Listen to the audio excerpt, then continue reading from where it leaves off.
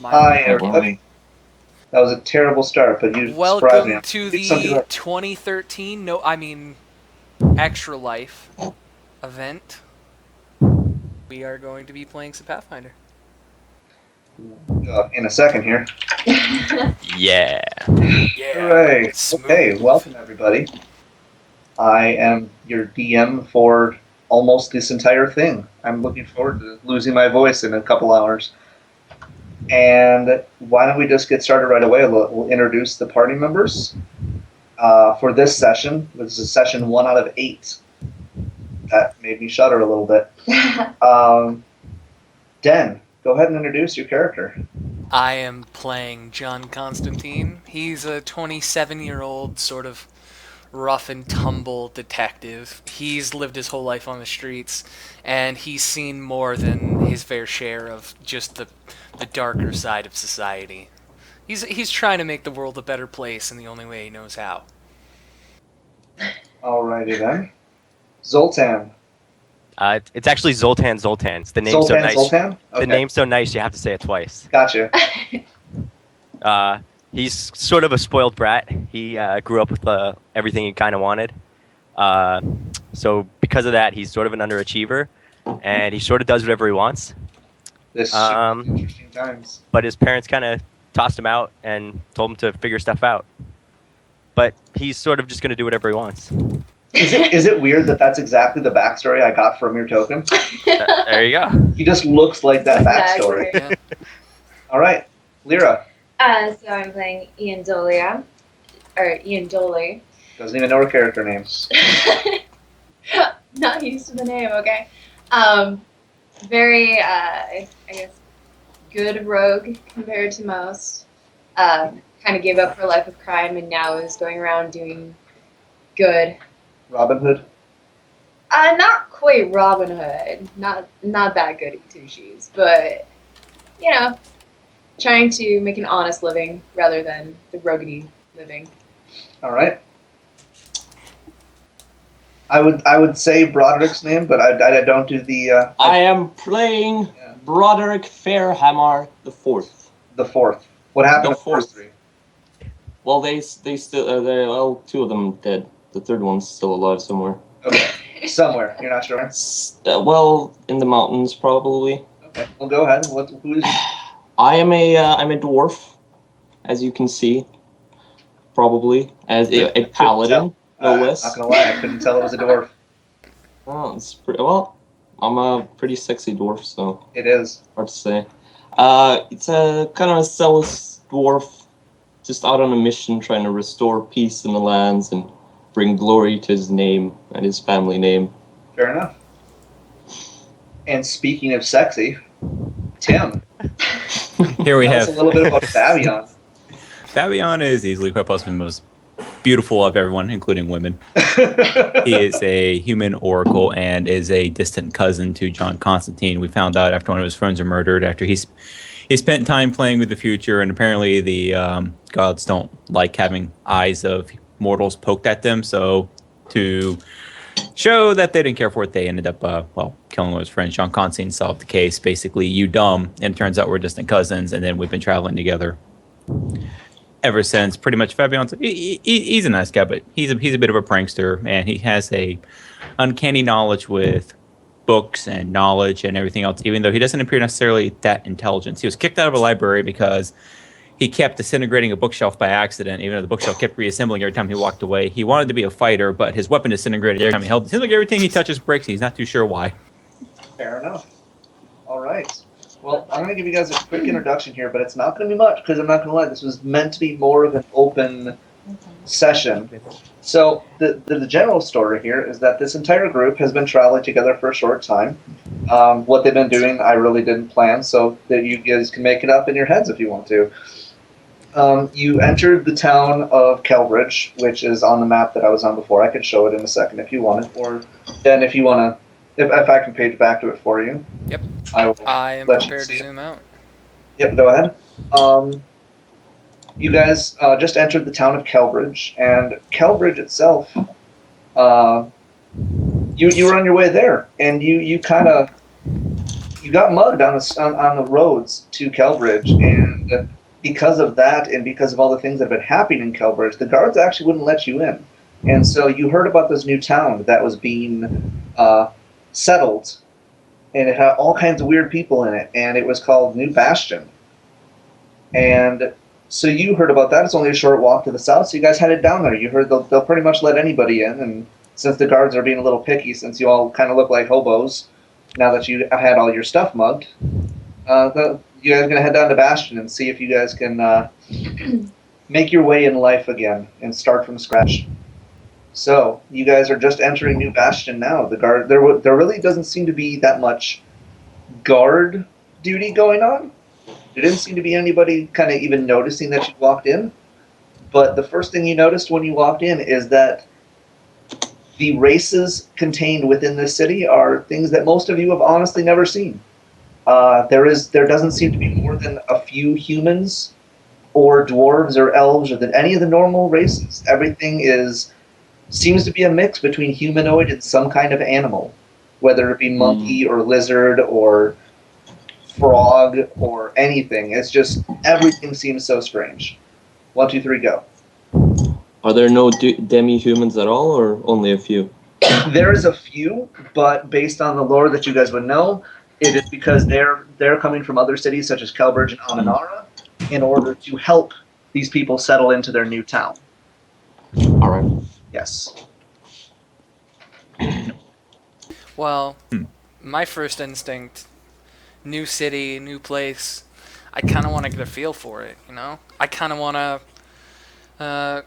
get a sense of the population, get a sense of who lives here. See if I know anybody, if I have any contacts to pull. I'd probably have a ledger, maybe, the black book of people that I've known. Maybe ask around, get a sense of the. I imagine there's a crowd walking into this big city.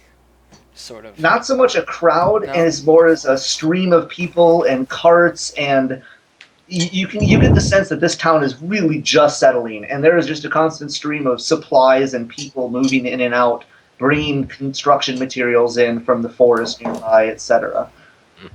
So I doubt my actually- parents know anyone here. Probably not. No, this is a very new town, and No. everybody here is so exotic and rare that nobody seems to know them. So anybody you might know might be people who are helping them settle, Alright. but you would have to do some scouting around to figure out who exactly is in this city. The other thing is, these are sort of foreign races to the land. Very. Have I encountered? Think of it. I'm racially profiling these people that I've encountered in this new city. I just want to know if they have any habits I should be aware of. If it looks like there's certain people I should stay away from. Just get a sense because of my my perception here. No. Go ahead. Well, go ahead and do a perception to kind of look around and study some people for a little bit. But Oh, sorry, that's plus 21. plus My bad. 21. Yeah, it's 25. So it's going to be a 25. Okay, so you're looking around, and after studying the crowds for a little bit, you notice small habits starting to appear between different people. You notice that a lot of the, well, you don't know the name of the race, but a lot of the half monkey, half men, they appear to be the more dominant race, as if they were the humans of this town. There's way more of them than anyone else. They seem to compose themselves as a human would too. They walk around pretty confident in themselves at all times. Nobody seems to hassle them at all, and there doesn't seem to be anyone who overtly hates them. Other races that you notice a lot of would be the half frog, half humans, and what look like humans, but when you look closer at them, you notice that they have a lot of scales, and you would assume that they're almost lizard-like. These two sets seem to be more submissive than others. You really can't get a sense of why, but you just feel like these people are used to being stepped on. And other races around, you see a lot of like basically humanoid looking birds, crows almost. They seem to be very shifty. They seem to be a lot more of the the tradesmen. They're out on the streets selling goods on the streets or kind of walking around. And you just look at them and you get the sense, these guys, there's something up with these guys. Almost every single one of them probably has something bad in their past. My initial reaction is, well, we just got robbed of all our stuff, so I want to find out the best place to make money. So I'm going to enter a focused trance, which lasts for 1d6 rounds. Okay, roll it. So it's going to last for 6 rounds. Okay, 36 seconds. And when I come out of the trance, I will have a circumstantial plus 20 bonus to any skill check I so desire. Because why Oracle the Because I'm game? an oracle. See what I mean, So, guys? So gross, Oracle the man. game. Or the game. So I just had their eyes roll in the back of my head. John's seen this plenty of times before. So he's actually like in a trance right now. He is, Yeah. but it's only for 30 seconds or so, so you may not even notice it, honestly, unless you're looking directly at him. Well, I can Well, sense it oh. immediately. No, Okay, so while he's doing that, what are the other 3 of you doing? I guess I notice him in this stance, right? You would probably notice Tim, what does Fabian do when he goes into this trance? Does he do anything noticeable, or does he just kind of close his eyes? closes his eyes. Okay. That's about it. So you Closes his you eyes. guys would notice him standing there just kind of with his eyes closed, not really reacting to anything around him, but that's all you notice. Yeah. Have I seen this before? Have you I would done this assume, before? yes. You guys have in front been of us? talking together for a bit, so I would assume you've seen this. You may or may not have asked him what exactly it is he does when he does that, but It's a little slow. yeah. So as I see him stop walking, I'm just gonna ask him if he's okay. No Are response. you alright, buddy? He doesn't seem to respond to you. Buddy, are you there? So do we see any guards? Like, is there any sort of law enforcement? It's weird. You don't see anything like a normal guard. Yep. But with a little bit of looking around, you do see certain people that seem to get a wide berth at times. And at the same time, as they walk through areas, you notice that certain random people in the crowd just kind of try to hide themselves from these guys. And if you look a little closer, you actually notice that if they actually have an insignia, and it just looks like a big hammer as an insignia. And you don't really know what it's about, but you notice quite a few people like this, and they all seem to get the same kind of respect almost. Are they? What? Is it a golden hammer? It's Den? a By any large. chance? It is a large. It almost looks like a warhammer that was made for a giant rather than a human, and it has Yes. the face of a hawk on the haft end of it. So it's Yeah, a pretty. and- It looks like an ancient, very well sculpted hammer.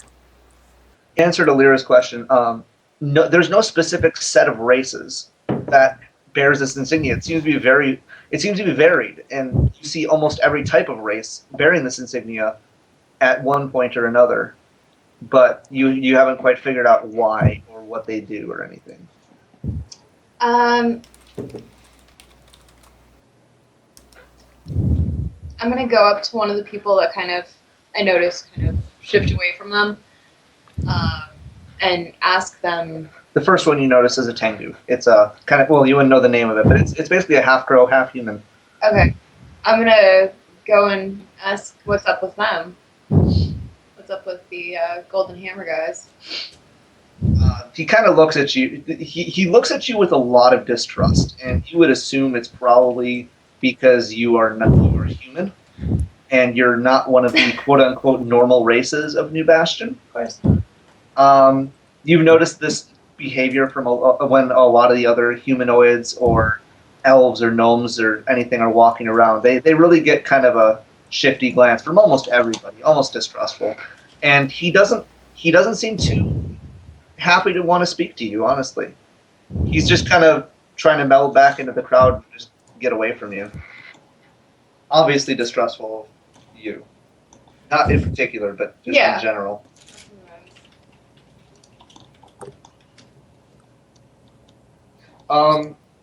Broderick and Zoltan, you guys haven't said much yet. What are you guys doing in this time? I am following the party and looking suspiciously at all these strange creatures. The good news is you don't have to watch your coin purse anymore. So I think I'm gonna see. I'm sorry, Lyra. I can't pronounce your character's Dolly. name. Just call her Just Dolly. Dolly? Just- Okay. Yep. I see Dolly trying to speak with one of these law enforcers, I'm assuming, and I'm gonna go up to him as well, and I'm gonna try to be diplomatic about it and try to get a little bit of information about the city because I've never been here before. I'm just gonna say to him, so this is sort of a strange place. Last time I was around these parts, it wasn't here at all. Can you tell us what's going on here? Like, looks like you've all just gotten here to me. Go ahead and roll diplomacy for me. And I roll this twice because this is to gather information, and I keep the highest result. So 21.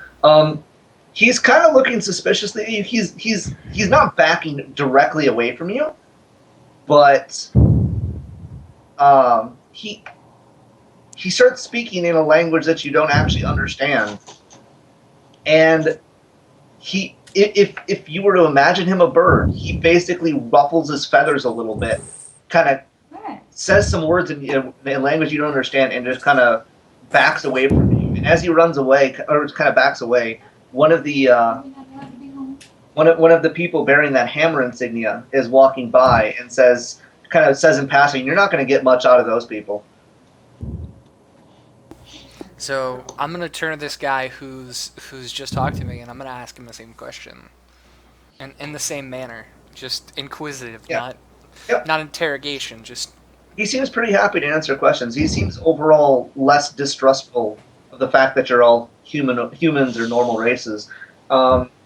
He informs you this is a town called New Bastion, and recently they used to actually live across the Westwall Mountains over what used to be the Westwall Basin, and due to the trackless wastes, basically destroying their home, they were actually led in an exodus out of their city to settle in this new land. And the entire group is just basically in a big culture shock right now. The entire city is in a culture shock, trying to deal with all these new people and not trusting any of them because they've never seen them before. He's doesn't go into too much more detail, but you would guess that there's probably more of a story behind the distrust.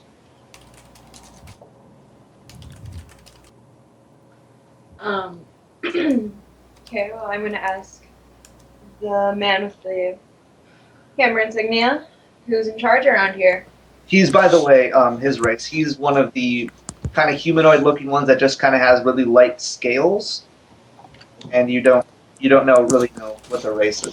But it's definitely not one of the normal races. It is actually one of the inhabitants of the city. Okay. What were you going to say? Who's in charge around here? Or Bastion. Well, that is a point of debate at this point. Currently, the person kind of, Moulton's partially self-appointed and partially almost elected, quote unquote, would be Nara, and she was one of the more wealthy nobles in our old city, and she took it upon herself to help lead the exodus, along with the help of the other person many would argue would probably be partially in charge of the city, who is the person in charge of our group, and he points at his insignia, and he says it's he was one of the people that's kind of helped lay down the law around here. His name's Algrim. And where can we find this Algrim? Your guess is as good as mine. He wanders around the city just like the rest of us do. Even though he's really in charge of the group, he doesn't. He doesn't seem to be one to sit in the office. So we're all just kind of wandering around trying to keep the peace around here. So you'd have to look around the city for him. I think we should go directly to the top and demand Is our it? stuff back. Is it safe to say that the 36 seconds is gone? Yes, definitely. So would this be a local knowledge check? To do what? Sorry. Find out the best place to get money in this town. It would be. You'd have to ask around a little bit, but you could honestly ask this guy, and it would be a combination of knowledge local and just ask, basically. And I would So be local assisting knowledge? him as well. You know That's what? fine. I don't think he Since- really needs the assistance, honestly. Yeah, well, I can. Since that's a 2, since that's a 2, I'm actually going to use Think on it, which means I re-roll it with an additional +10 because I don't like 2s. Of course you do. So, And whatever. I'm gonna Close throw enough. in a little bit of assistance too and give you a 30. Was that really necessary, guys? It was. Was it really necessary to assist a 51? Absolutely. Seriously? Tim just rolled a roll that's higher than some people's health. Yep. Yeah, I don't think he needs help on the roll. It's fine. Oh, goodness. It's my Or okay. detective nature. I apologize. So, In any case, so you're I'll just going to just think- ask him good places to make money? well, that was more so a local knowledge check. It Sure. it only pertains to things I can think to myself that I might know of. I mean, Well, you're looking around the city, and kind of a common sense idea, it tells you that given the fact that this is kind of a new city and they're still settling in, any kind of tradesman that might be able to assist in the setup of this new city would probably be pretty useful. Craftsmen, lumberjacks, etc., are all pretty useful right now to gather materials for the city. On top of that, you would imagine that there's never a shortage of people that need to buy new stuff. So if you're able to sell wares, I'm sure you could find a good living there too. But it's basically a lot of more common sense things. But We have nothing to sell. right, that was more so I was hoping to get some knowledge. Remember, there is a supernatural knowledge check here. Do yes, you know where It's- Eldrum is? that's not part of the I knowledge know. local check he's looking for. I know the common sense stuff. Yeah. Looking around, continuing to look around at things, you imagine, you actually see people selling, or claiming to sell, I should say, magical artifacts and stuff like that. And you notice that using your innate magical knowledge and everything like that, you look around at these things and you realize that most of them are probably not magical. And there's quite a lot of swindling that goes on in the city. I am trained in appraise. I would But for the intervene sickness- in this as well because it's why. I feel like I could. Is that coming from the guard or from what I'm thinking to myself? This is just kind of observing to yourself. Okay. Yes. So, He's just That's kind of kinda looking around and surveying the situation and getting an eye for things. for the sake of hilarity and the fact that we're in a city with a bunch of races, I imagine there's a lot of different languages floating around, right? There is dozens that you don't recognize. Well, you know what? We're going to, because for the next 2 hours, everyone in the party can understand all comprehensible languages. I'm using 3rd level spell, share language, communal. Oh my Woohoo. gosh. Excellent. Oracle the game. Oracle. But what if the languages are non-comprehensible? They're all comprehensible. It's Yes. it's a magical It's- spell. it's- It can comprehend any language. Sweet. If a If, god- if it's don't worry, if it's not comprehensible, I have an oracle ability where I can understand supernatural languages too. Don't worry, I got it covered. Gosh. Oracle the game. Continuing on. You outlaw a Zen archer and not this. I didn't know. Don't get on my case. I didn't know about Oracle. So wait, do we understand the language or can we speak it? Well, Both. you guys notice Fabian making some weird sounds and some weird gestures as he casts a spell over you, and kind of similar to the way the TARDIS is, you start to realize that everyone around you is now speaking common for some reason, and you can understand everything that's going on, and you're just kind of overwhelmed by the amount of conversations going on, and it really sounds like it really sounds like it's a town full of swindlers. You hear people selling magical artifacts to protect from curses, and you hear people selling things that'll get your party your group more money or stuff like that. It's all over the place. There's every kind of swindle you can ever imagine. What are you talking about? That sounds legit. Exactly. I'm gonna approach one of those guys selling some armor or magic armor against. It's not magic armor. It's curses. just trinkets, like amulets. And Oh, trinkets. Yeah, I'm gonna approach one Okay. of them. I look at everyone before everyone parts, and I just kind of look at them and go, "This city is ours. We got to figure something out." Sure. I would I'm do it. going I would to do a swap. consort with my cousin here, and we're gonna come up with a plan to make some money in this new city. Okay, so group huddle, guys. Let's figure out what we're doing. I kind of look at John, and I'm kind of like, "Do not see this body." You know exactly what I'm thinking. Tim, are you And- pour yourself out?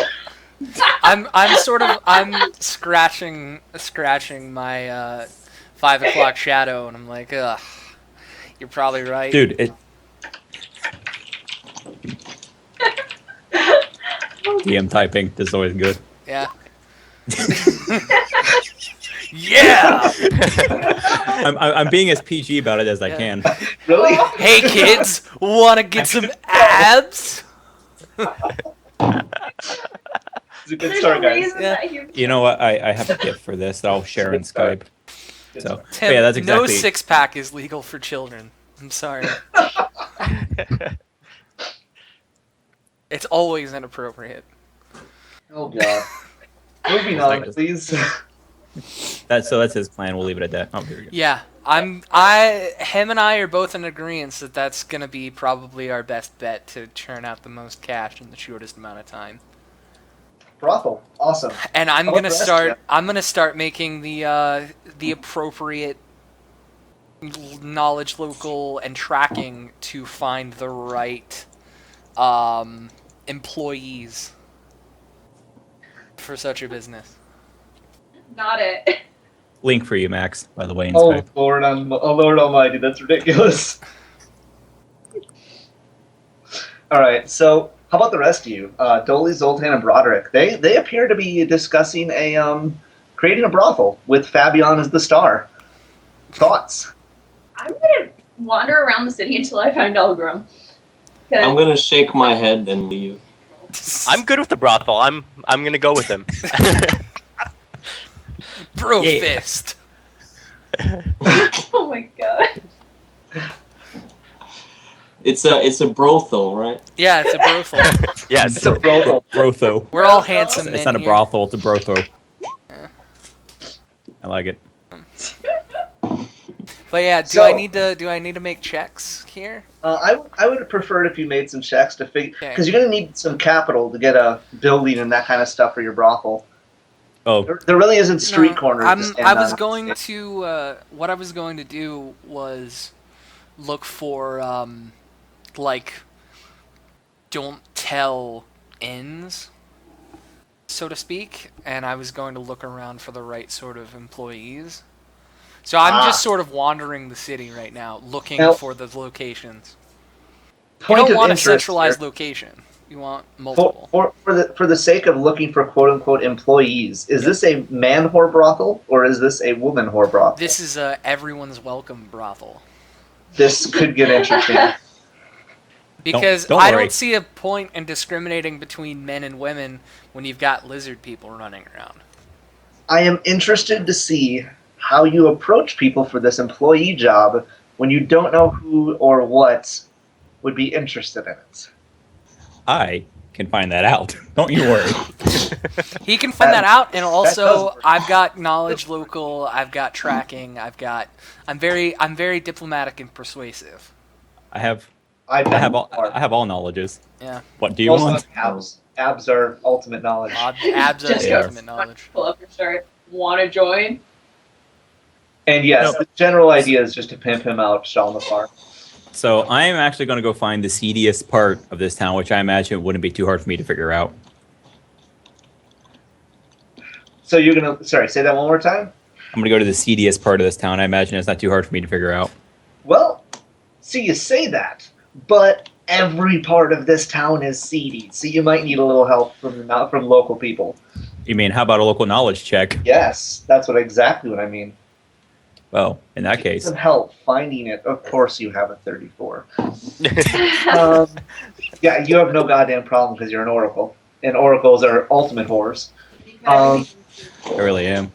I kind of wish I took the blind disadvantage right now. I may be blind, but even I can see what's going on here. The interesting thing is that you get pointed to an area and you're basically told, if you're looking, you do a little talking around, and most people just kind of ignore you, like they're trying to avoid that, and you don't really know why. But there's a few people after talking to some more shady characters that kind of point you in a certain direction if you're looking for less reputable goods and services. And the weird thing is as you guys move your way over to that area, your overall environment doesn't really seem to change. Everything still looks kind of the same. It doesn't feel like a seedy part of town. But then again, the entire town is seedy, so you don't really know.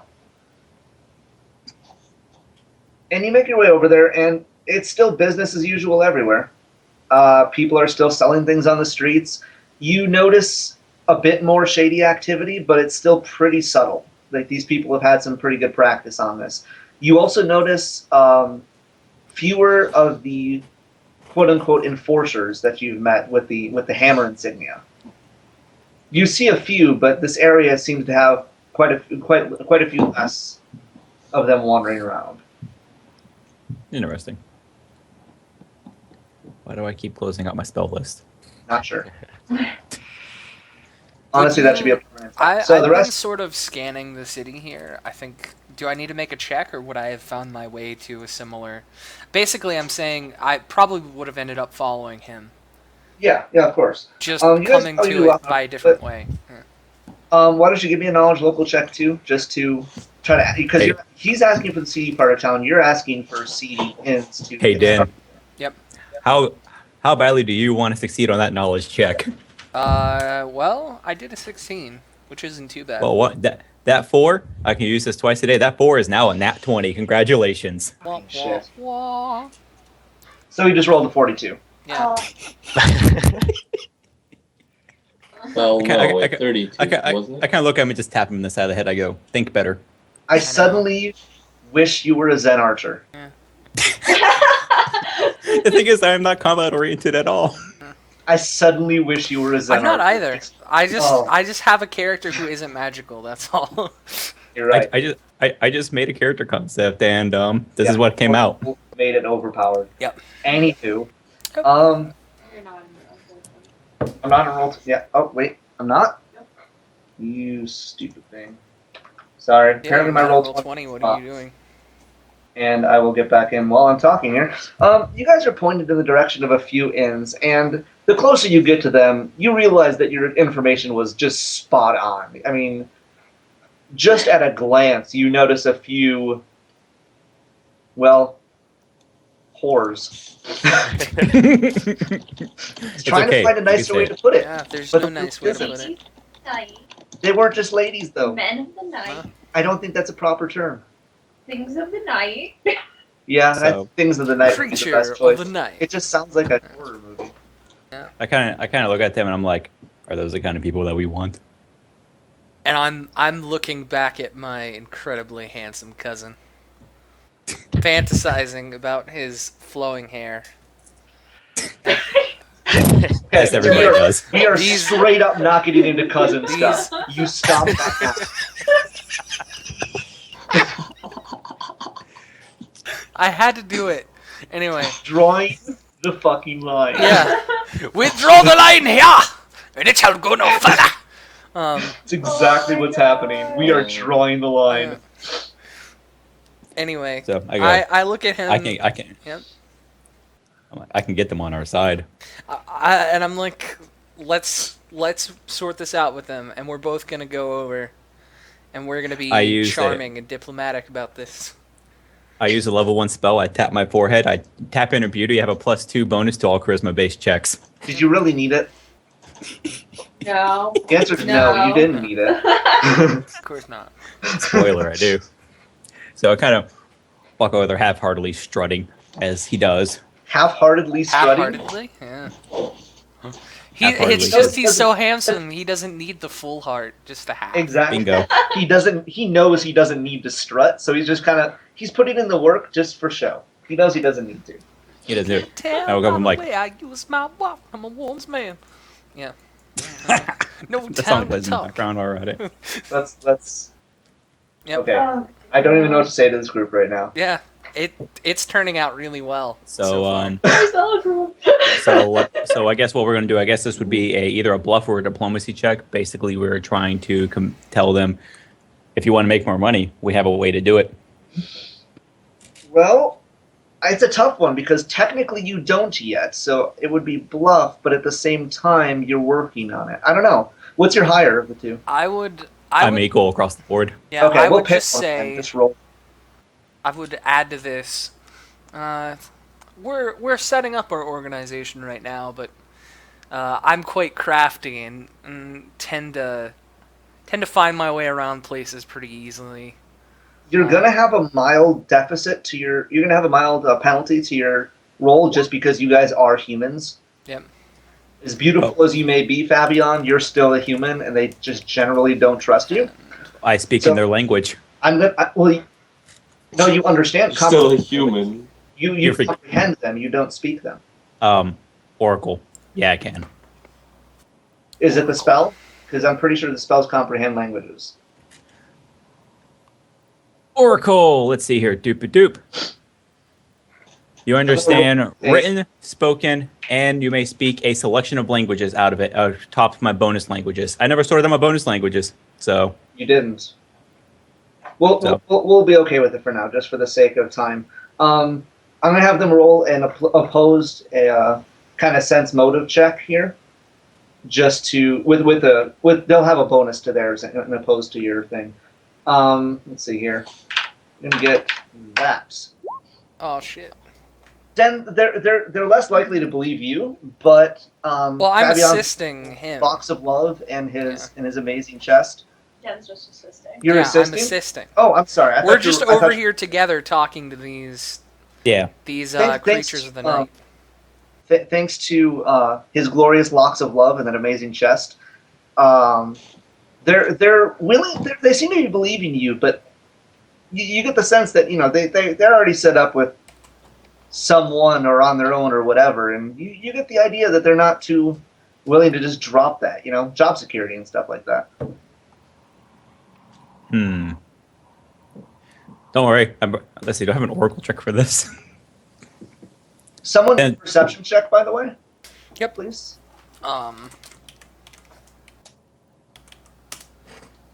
Even with a nat 1. But it's still a nat 1, so it's a -10, so it's a Yeah, 12. it's still a 12. Yep. So, Fabian, as you're talking to these people, you actually notice. I just realized, Broderick and Zoltan, you guys haven't said anything or rolled a thing yet. I've, It's true. as I said, I was going over and looking at the trinkets. Ah, okay. I was But- never following them to the seedy part of town. Sweet. 40 minutes in, splitting the party. We will deal with that in a second.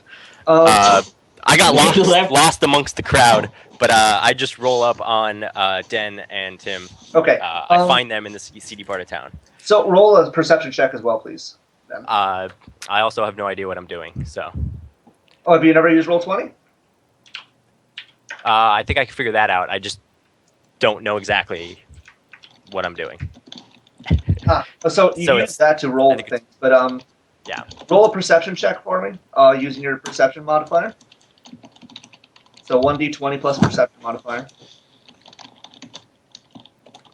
You got it? There you go. So both you and Fabian, as Fabian is talking to these creatures of the night, or day as it is technically still the evening, early evening, you actually notice a kind of shady character kind of slip off into the crowd after listening to you.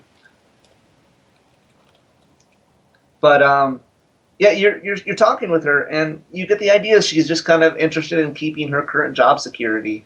Do a sense motive check. Anybody Me or her? is there Yep. You want a sense motive? from I any? got Do it. this. Of course you do.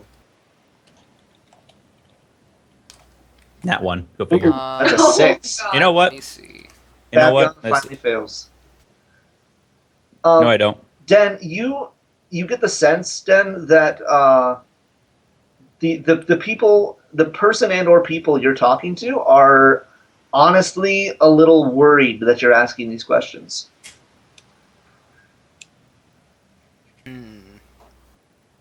I'd turn to my cousin and be like, they seem a little bit worried to me. Oh. Sort of muttering under my Okay. breath. Okay, I go. I do apologize. You guys look a bit worried. Teeth gleam. They're pretty hesitant. They're getting more and more hesitant to kind of talk to you, and a few of them You know are what? going to kind of back What- away. Would they do better if I understood their culture? It's really tough for you to tell, honestly. Hmm. You really don't get a sense of why they're afraid of you. You feel like this is a pretty innocent question, and you're not sure why they're so scared of answering your question or even talking to you anymore. They seem Don't to worry. be open to approaching you guys just a second ago. Let's see here. Hang on. All right. Let's see here. I can. Do I have access to this spell? I don't, but I can for once a day, and I think it will be present right now. That's fine. Who So was let's see here. looking at trinkets? Was that Christian? Oh, it was me. Okay. Let's resolve that really quickly. Well, what were you going to be doing over there? I was gonna go ask him about the trinkets. What were you going to ask him? Well, okay. Who is it? Who's Well, there's a lot selling of these trinkets? There is dozens of people selling Closest all different trinket types of seller. trinkets. Closest trinket seller. Closest trinket seller is a frog-looking man. Other than that one.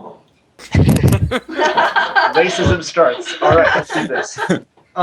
There's all types of races. Are you looking for a particular race to approach? No, just not frogs. Just not frogs. Gotcha. Well, there's a few Tengu. There's a few of the I'll take a monkey-looking Tengu. guys. Take a Tengu. Okay. So you approach the Tengu. He's one of the more seedy looking ones. He just got twitchy eyes and, Oh, good. without even a he's- sense motive check, you know that he doesn't even believe that his own product is real. But he's selling Alright. trinkets that, protect against curses and protect Mhm. against, well, he's actually being quite obviously racist, and he's actually selling trinkets that protect against people like you, basically. Other than that guy, Well, there's a few more that are kind of like that, but eventually... anyone who will talk to me, can I talk to them with the spell or no? Yes, you still comprehend Okay. languages and can speak them, don't worry. Okay. Yeah, they Alright. understand you. Everything around you is basically in common at this point. Okay, but I just want to find someone that he can be seedy. I just want him to not hate me.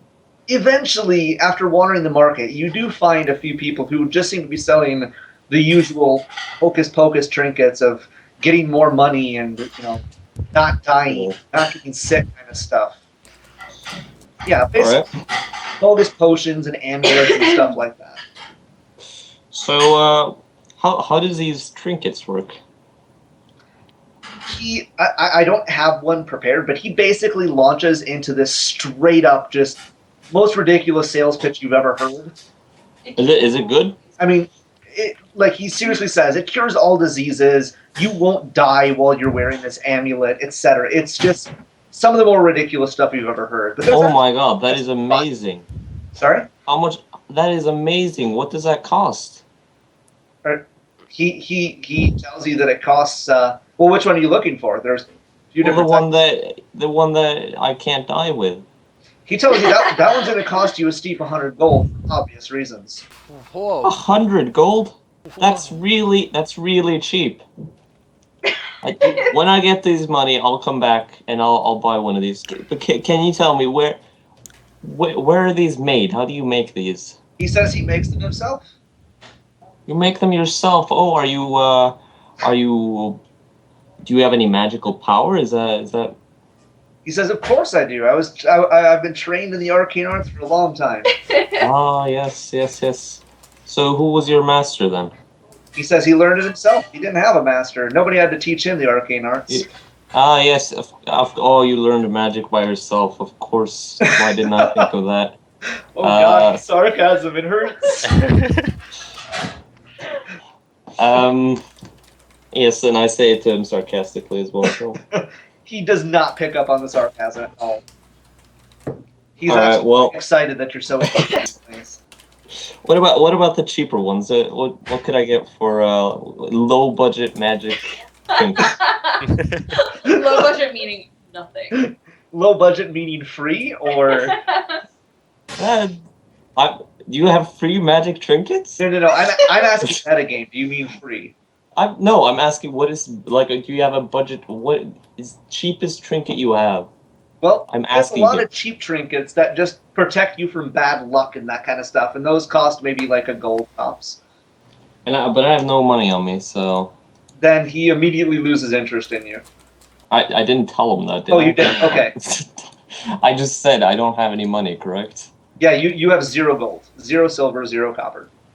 So what if you give me one of these trinkets and I'll come back to you in maybe five days or so, we're setting up a new business. We're kind of new in town, but I'm really excited about these trinkets. He's very, very quickly losing interest in your conversation. So Kind of giving you that suspicious stare like, oh, you're one of those people. He's giving me that look. He is definitely giving you that look. Him, the magic trinket seller. Yes, the magic trinket seller okay. is Okay. looking at you like, oh, you're one of those people. Then I give him that look back. He starts to turn away and he starts helping other customers who are I buying his leave stuff. and I'll try to find my party. Okay. I'm still looking for Algrim. I'm going up to any golden hammer dude that I You don't find. see many in this area. Or did you split the party too? I'm around the dwarf. 'Cause- Wait, Max, is the hammer golden on the? No. Den? Is it It is golden? not a golden hammer. Oh, Okay. sorry. Wait, It is mine just a is very gold old hammer. sculpted hammer made of Yes. steel. Sorry. All right. Well, So yeah. That's you guys wanna actually my next course of action as well, which is why I'm butting in on Lear here, is that I Yeah, am go for going it. to start tracking down Algrim as well. That's I something. wonder why It's- then. It's don't worry, we have a plan. It's Yeah, something we we have should a converse plan. about. The cousins have a plan. I actually kind of think I know your plan, and Yeah. it was kind of what I was hoping for. Yeah. So we'll see. So you guys search around for a bit, asking around. You see a lot of different, a lot of the different enforcers kind of wandering around, and you're having some trouble finding them. But after That's maybe a an hour tracking or check, so, by the way.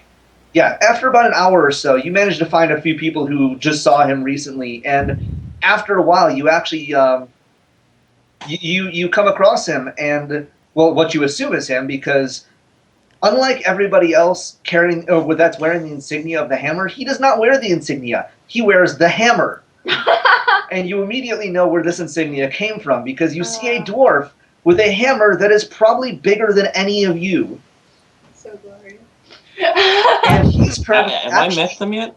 He's currently in a heated argument with a man that has his hand firmly grabbing another person's arm, and it's one of the little frogmen firmly grabbing his arm, and Algrim is just yelling in a very thick dwarven accent at this guy, and you don't understand it at first until you get closer because of how thick the accent is, but you hear him arguing over what sounds like basically slavery. I'm actually see this. I'm gonna kind of just run up and just see what's going on, because this is the way in. Yep. So to speak. So they're talking about slavery. So I kind of walk up right next to it, and what's the accusations going back and forth about?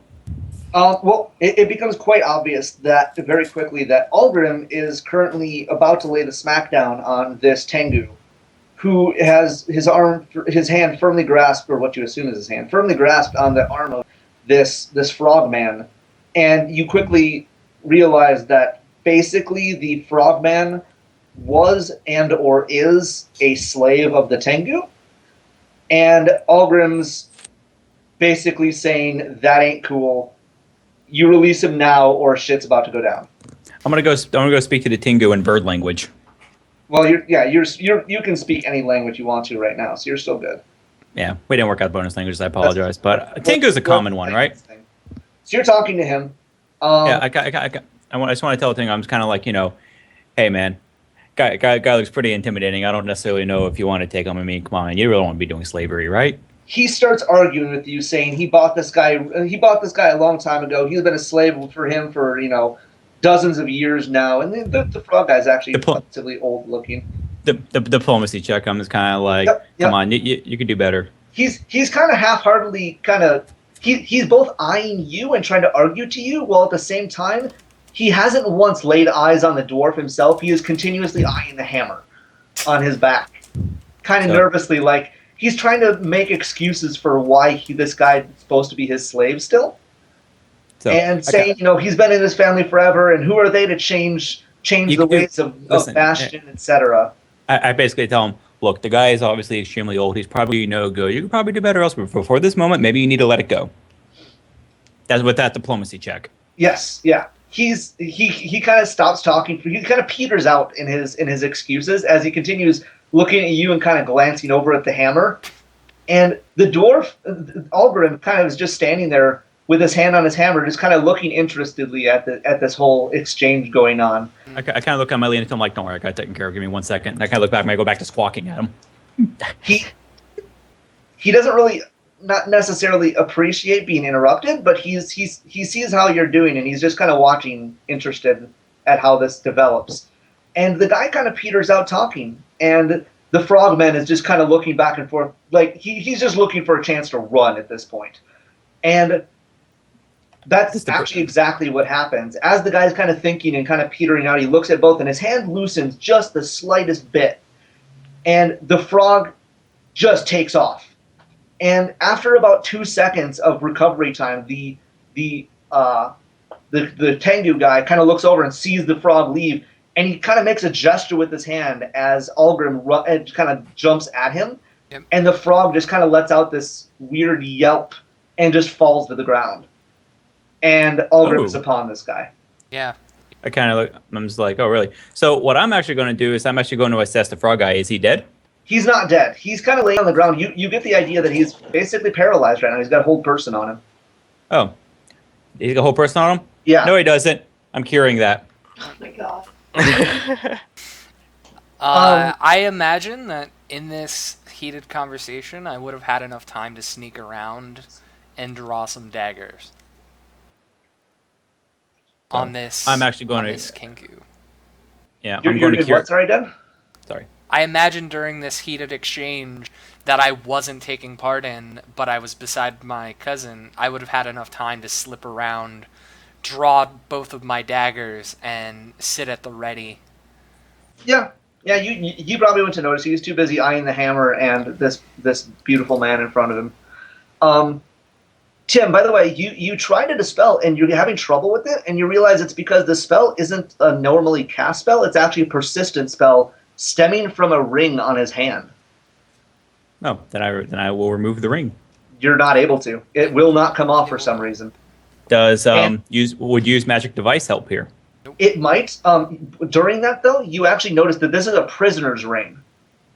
Mm. And it is basically secured to him until the person that put it on him removes it. Really, your only option is either to get it removed by that person or chop off the finger. What about dispel magic? Dispel magic wouldn't work either, no. It's part of the prisoner's ring. Just nothing short of that man removing it. And you would assume it's the Tengu who has to remove it. So what I'm going to do is I'm going to use command, and I can issue one command that is non-lethal, and I'm going to command him to remove the ring. What's the spell DC?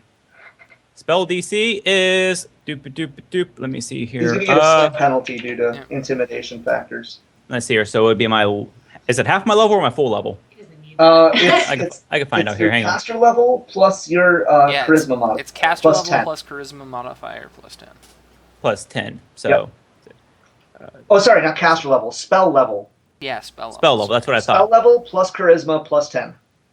So it's 18 DC. 18 DC, and his save is a 18.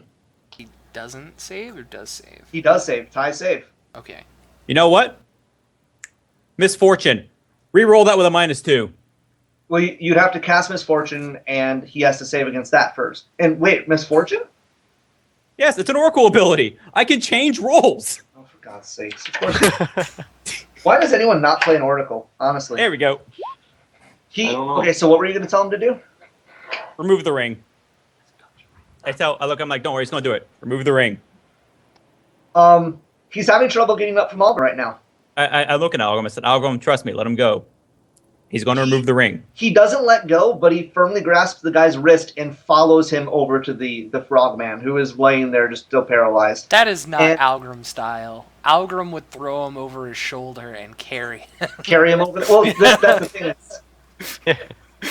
The guy has to follow the order right now, so he'd get up and try to walk over there. So I'd assume he wouldn't let go, but he'd follow him. So they get over there, and the Tengu reaches down and pulls the ring off the guy, and the frog just kind of slumps as if relaxed again and just doesn't move. Is he injured? He doesn't appear to be injured, no. Well, he has some scrapes from falling over, but that's about it. Okay. So what is his current condition then? Is he just paralyzed or He's not what? paralyzed. You get the Exhausted? idea, it's almost conditioning at this point, of being so used to being a slave. He seems to be almost waiting for, like, an order. Oh. I'm not going to give him an order. So, and don't worry, misfortune's once a day, so that was probably not a good use of it, but that's okay. Yeah, that's fine. I really wanted this to work. Yep. It's better So- than Algrim breaking every bone in his body. Exactly. So I kind of look at him and I'm kind of like, the prisoner is free. And I look at the prisoner. I kind of look at the frog and I don't know what language frogs speak. You're speaking it right now, so don't worry. Oh, okay. Everything's in common for now. Okay. And I just kind of look at him. I'm just kind of like, you're free. It's okay. You're not a prisoner anymore. He just stares at you.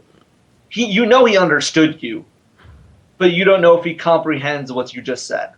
And after that, I'm gonna sheath my daggers and pop out from the hiding place that I was in.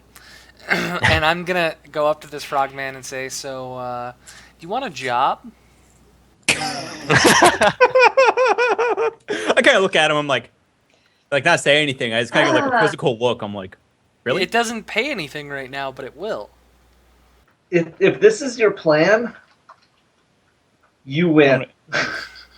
I didn't see this coming. I just shake my head and go back to Algrim. I'll let him take care of this.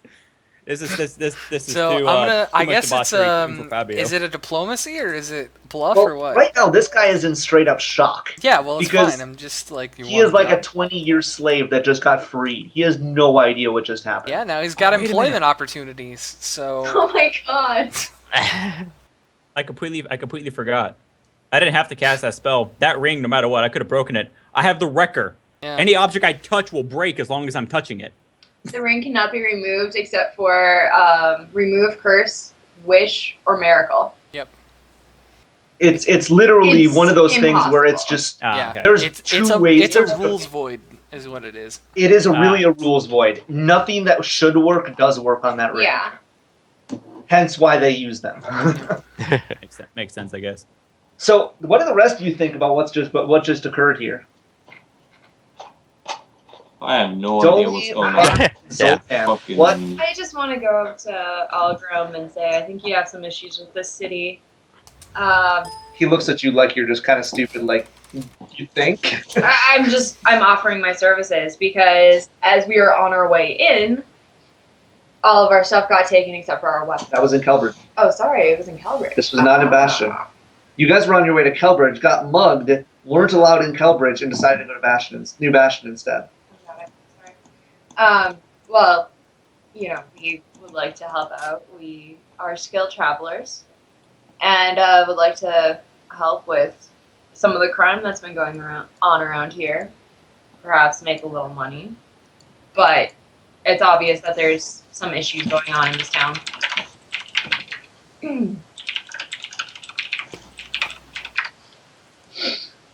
So, what are you offering him here? I'm just offering him my service. Your service or the group's service? Well, I would hope that other people in the group would join in. What does the rest of the group think of this idea? Besides trying to make a whorehouse. No. It's employment opportunity for the Yeah. Exactly. This is what I'm good at. I'm a law enforcer now. Sorry, I'm consulting Max on what Algrim would do in this situation. Yes. For those that are actually in the background here, Aldrim, a little metagame backstory. Aldrim was actually Den's first character that he made for Pathfinder when he started a campaign with me. And this whole exodus of Bastion and stuff is a direct result of things that happened in our campaign. Cool. And hence why Den is helping out with Aldrim a little bit and knowing more about him than in metagame than any of the rest of you do. Because it's his character. It's the future version of his character from the past campaign. I'm so excited. So Aldrim actually kind of seems interested in this concept. You get the idea that he's probably recruited quite a few people, and he's asking if you'd like to join their little group of enforcers, basically. Den, what was the name of the group? Did you actually name it? I think the local name was just I think we just called it the Hammers of the Law. Okay, that's fine. Like He's I just, don't think it he's had a just asked technical if you guys name. wanted to join. You guys wanted to help out the Hammers of the Law and join them and help them clean up the city. Their costumes good. Their costume's good. Good start. No, their cause seems good. I'm Oh. sorry. Cause it seems Cause seems good.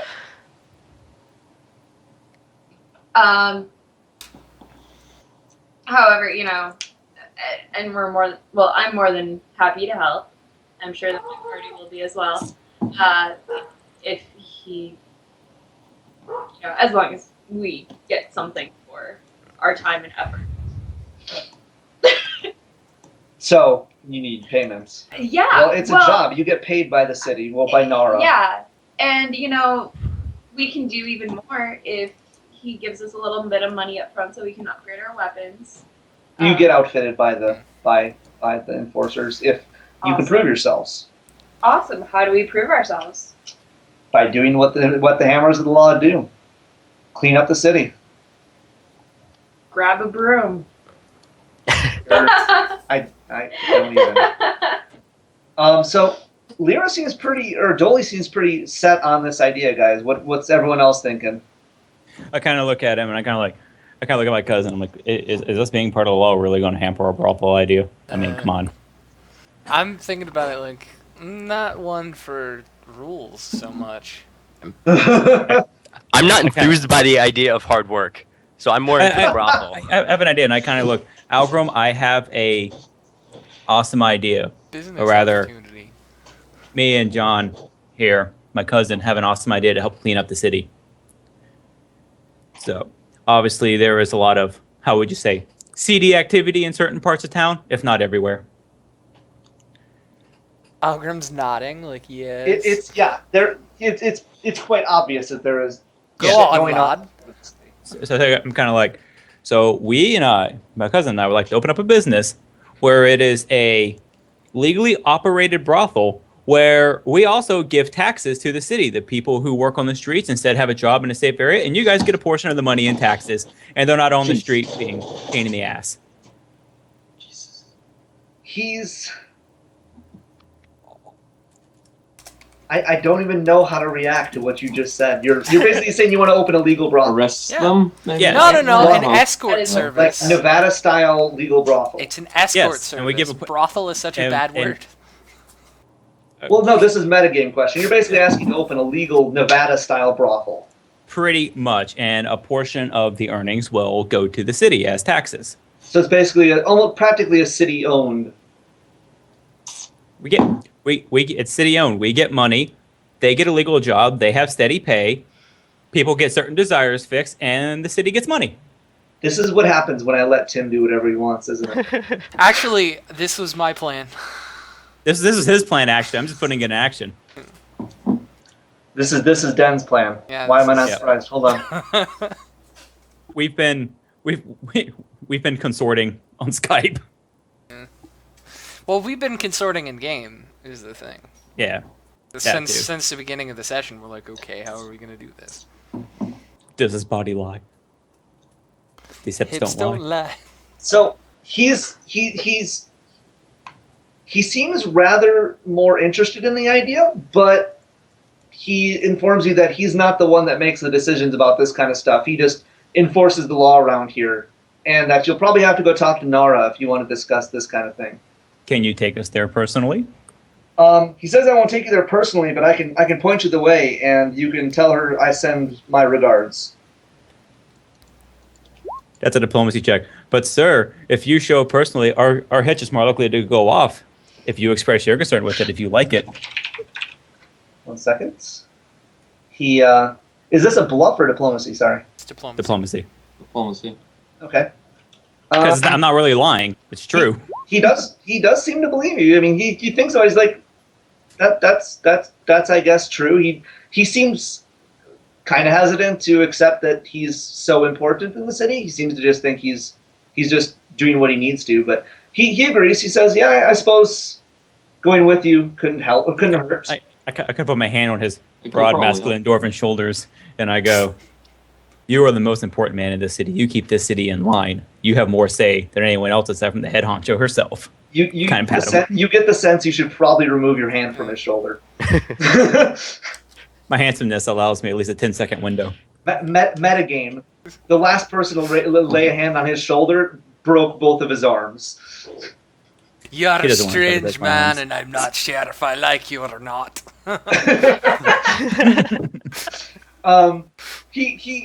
He agrees, but you might as well you take your hands off his shoulder, and he just kind of leads you through the paths. And more than any other of the hammers of the law, he gets probably the widest berth of anybody. And you notice a significant drop in the number of people in crowds as he passes, as people just kind of shy away from him. And you eventually make your way to one of the larger buildings. It doesn't look fancy any more than anything else does, because it's mostly under construction still, but there are people milling about, and you see construction workers and architects and that kind of stuff discussing things. And you pass through them all, and people kind of give nods of respect to Algrim as he passes. And Not to interrupt, Max, but but I feel like we've been ignoring the paladin who was doing the appraising. I don't know if he's with the party. he said he joined. I'm with the party. Yeah. I said Okay. I went back He to did the find the appraising. He tried to get some free trinkets and got turned down, unfortunately. So All right, he's I not didn't- at the party right now. I didn't hear that. I just wanted to make sure everybody was being included. I'm making sure everyone's all together for this. So I have no idea how to react to what you guys are fucking doing right Yeah, That's it. I'm- now. Like, Well, that's the thing is, here's the question is, we can would, just hang out in back. would It's Dole, okay. Broderick, and Zoltan be opposed to this idea, or are they just kind of going along with it? It's more of like So I will actually be right back. I will let you guys discuss for like a minute whether or not this is something you guys want to do. to me, I feel like there should be better ways of going about this than I like this hammer of law thing. That sounds There sounds is alright. nothing that can say that you guys can't do something else to make money. Two sources of income are better than one. Yeah. Well, maybe we could parlay this into like some people run the brothel, and then some people get There you go. hired by the city guard and protect us. That would actually be brilliant, and I think that would work out well. Get hired by the city guard. Make sure they hang out in the same block as the brothel. and any we issues have our own have, built-in protection scheme. we don't even need to hire bouncers. And people are like, "Oh, you guys don't have bouncers? Oh, this is such a form area." Well, we don't need bouncers because we have personal guards. I was gonna say we can make it the safest part of the area, or Can, this part of the city is at the brothel. which would be hilarious. Yeah, yeah. Gotta protect them bitches. Yeah, and By the way- therefore more people will come in. By the way, fun fact, everything that happens in this session that you do to change New Bastion will stay that way permanently in this world as I use it for other campaigns. So, Is this the area that the campaign that Boomy's in? no, you guys are in It's the same- Kelbridge. No, but It's the same campaign, yeah. yes. That's what I meant. That'd be hilarious if they end Yes. up going here. Another Oracle. No. Oh, Must God. Oracle duel. Boomy wins. He swings a redwood tree and kills him instantly. Yeah, if you Pretty much see my character where is- CT Industries is on the map right now, Yeah. Yeah. that is where Flurgenspiel Nurgen Flurgen School of Witchcraft and Wizardry is located. Just so you know. We're not even gonna follow that up. We're just gonna let people wonder on that one. Just, Um, no. We will leave that one a mystery to the ages. Okay, so the rest of you seem to be. So who is going with the brothel and who wanted to do city guard stuff? City guard. Okay, Dole's city guard. Brothel. Brothel. Was that Christian? City guard stuff. That was Mark. City guard stuff. That was Mark. Mark said brothel, and Christian, you wanted city guard. City guard stuff. Yeah. Okay, so while Mark and Tim and Den go off and chat with Nara about the brothel, I imagine you guys would chat with Algrim about joining the Hammers of the Law, correct? Sir. Okay, so let's resolve one at a time here. Why don't we start with Nara's Den, Tim, and Mark? You guys go up and you approach probably the most human-looking person there. I kind of Here, but as you get closer, you get the idea that she's not probably fully human. She's kind of more wispy and not fully corporeal. I'm looking at her and I kind of like just whip my luscious locks back. Save I'm- versus seduction. I'm gonna look much more business-like. Yeah. Do I have a sincere, seduction spell? earnest. I'm sort of a No, I don't. rough-looking guy. Yes. So the three of you approach, and she seems pretty busy with other people, but she notices Algrim kind of get her attention, and he points at you guys while he's talking to the other two party members. And she immediately kind of drops things and kind of looks over to you and doesn't say anything. She just looks kind of expectantly at you all, as if waiting for you to say something. Okay. I kind of look at her and I'm like, why, hello there. I wasn't aware the city was run by such a beautiful person. Really? Yes. Really? Yes, this is what he does. I'm trying to save this conversation, and I introduce myself formally. My name is John Constantine, and this is my cousin here, Fabian. And Wink. Fabian? Is that Fabian. okay? It is Okay, Fabian. I was gonna go with a normal name, but okay, Fabian. And I'm like, we're interested in getting a little bit of city funding, hoping our new business venture might reduce some crime in your city. And we have the support of your chief law officer here, Algrim. We want to start a legal escort service within the city, which we can privately run and give a significant portion of the proceeds go back to you, so that you can make this new fledgling city the greatest in Phoenicia. She seems curious about this at this whole prospect. She says to you, well, original plan so far, according to Algrim and according to the rest of the Hammers of the Law, is we were going to be eliminating all forms of more seedy activity in the city to get a better standing with the rest of the cities. And I'm a little curious why you think making a legal brothel might be a good idea. Do you have Well, reason behind this? You see, it's Yeah, I agree. Let's destroy all the brothels. it's the world's oldest I go, but- profession. What were you going to say, Dan? It's the world's oldest profession, and as we're seeing now in the population of New Bastion, it's quite difficult to eradicate something entirely cold turkey. Maybe this is the road to a better Bastion. Maybe it won't be a permanent fixture, but it's the right path. And Fabio jumps in. And on top of all of that, you're never going to truly eradicate all crime. It is not entirely possible. You're always going to have some crime. But these people are spending money on this anyways. They're spending money that you're not seeing any of. If they're going to spend money, you might as well be taxing it. And you locate it all in one area. And if they are practicing outside the brothel, that is a crime. It is much easier to contain that than it would be to simply just, let them run willy-nilly and try to crack down on all of them, because it's not going to happen. I mean, look at the size of this place. Brothels also help lower crime because everyone's a little less stressed and they're not as likely to go about, killing each other or hurting people. Fabio turns around and looks at the wizard. I Shakes think his we've head. pretty much covered every pro-prostitution thing in real life as well. So why don't all three of you make a 420, diplomacy- legalize it. right? For the children. Next step, legalize drugs in New Bastion. 420, legalize it. Yeah.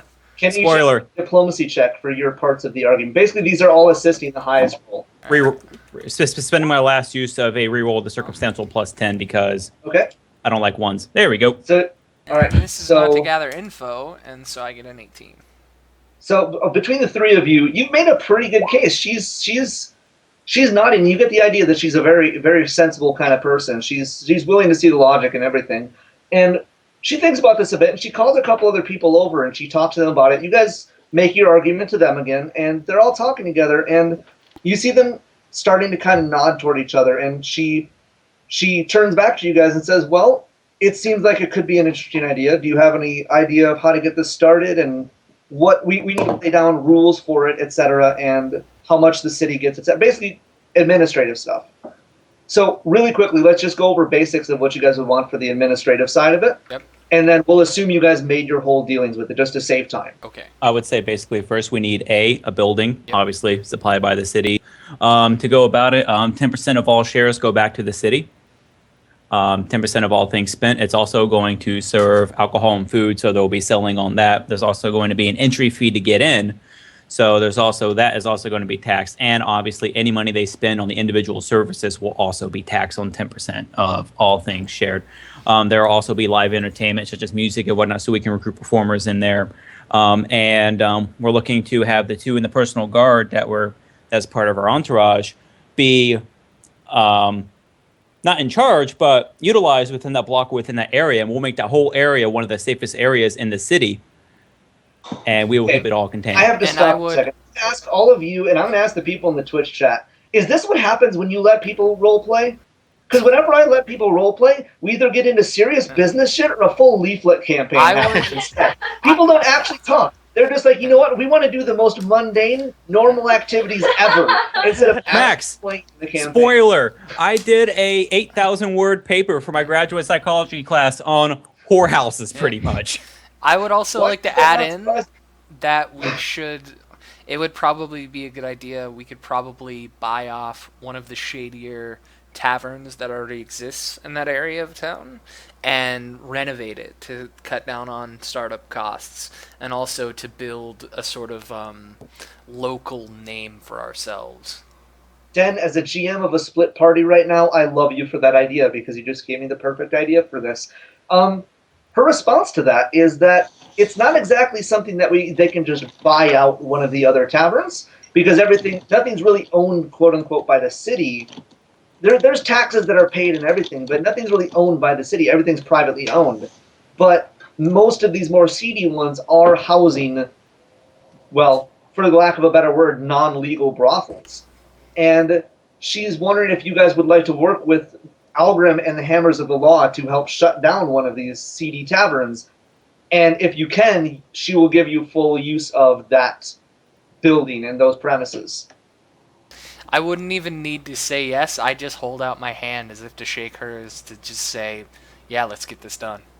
She reaches out and gives you a shake and gives you a firm grasp of her hand, and you guys shake hands, and she goes back to what she's doing almost instantly. People immediately crowd back around her talking about other things about the city, logistics and stuff. And you guys go back and approach. So, while that was happening, Dolly and Broderick, Christian? Yes, sir. I keep forgetting which one you and Mark are. I'm just going to keep feeding them switch. I apologize. So, Dolly and Broderick, you guys are chatting with Algrim while this is all happening. What are you guys going to chat about?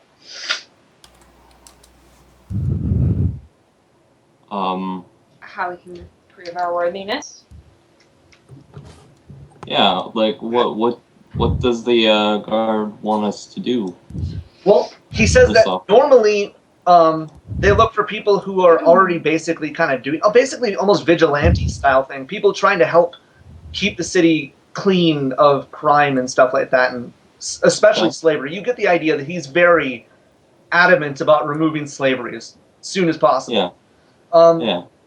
He says mostly we find people who are already doing that stuff and try to recruit them through kind of rite of passage of helping clean up the streets. So he supposes that since you guys volunteered this time instead of being kind of recruited, he imagines proving your worth would be a good start to things. But he's not really sure how exactly to get started on that. And as he says that, the rest of the group joins you guys, and Tim, Den, and Mark, you overhear him mentioning all of this.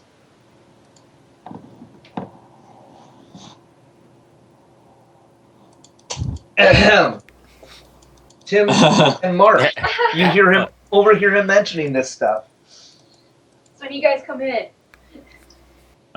No, I will clear my throat again. We can all sit here in awkward silence. Yeah. About what? Slavery?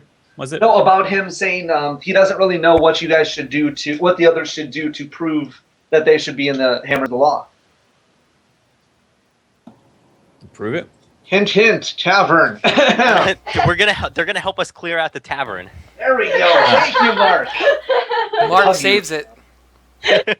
Mark saves the day. Yeah. Oh, I'm sorry. I had to step away from the keyboard for a minute. That's I do okay. apologize. That's okay. I sigh loudly before I say that.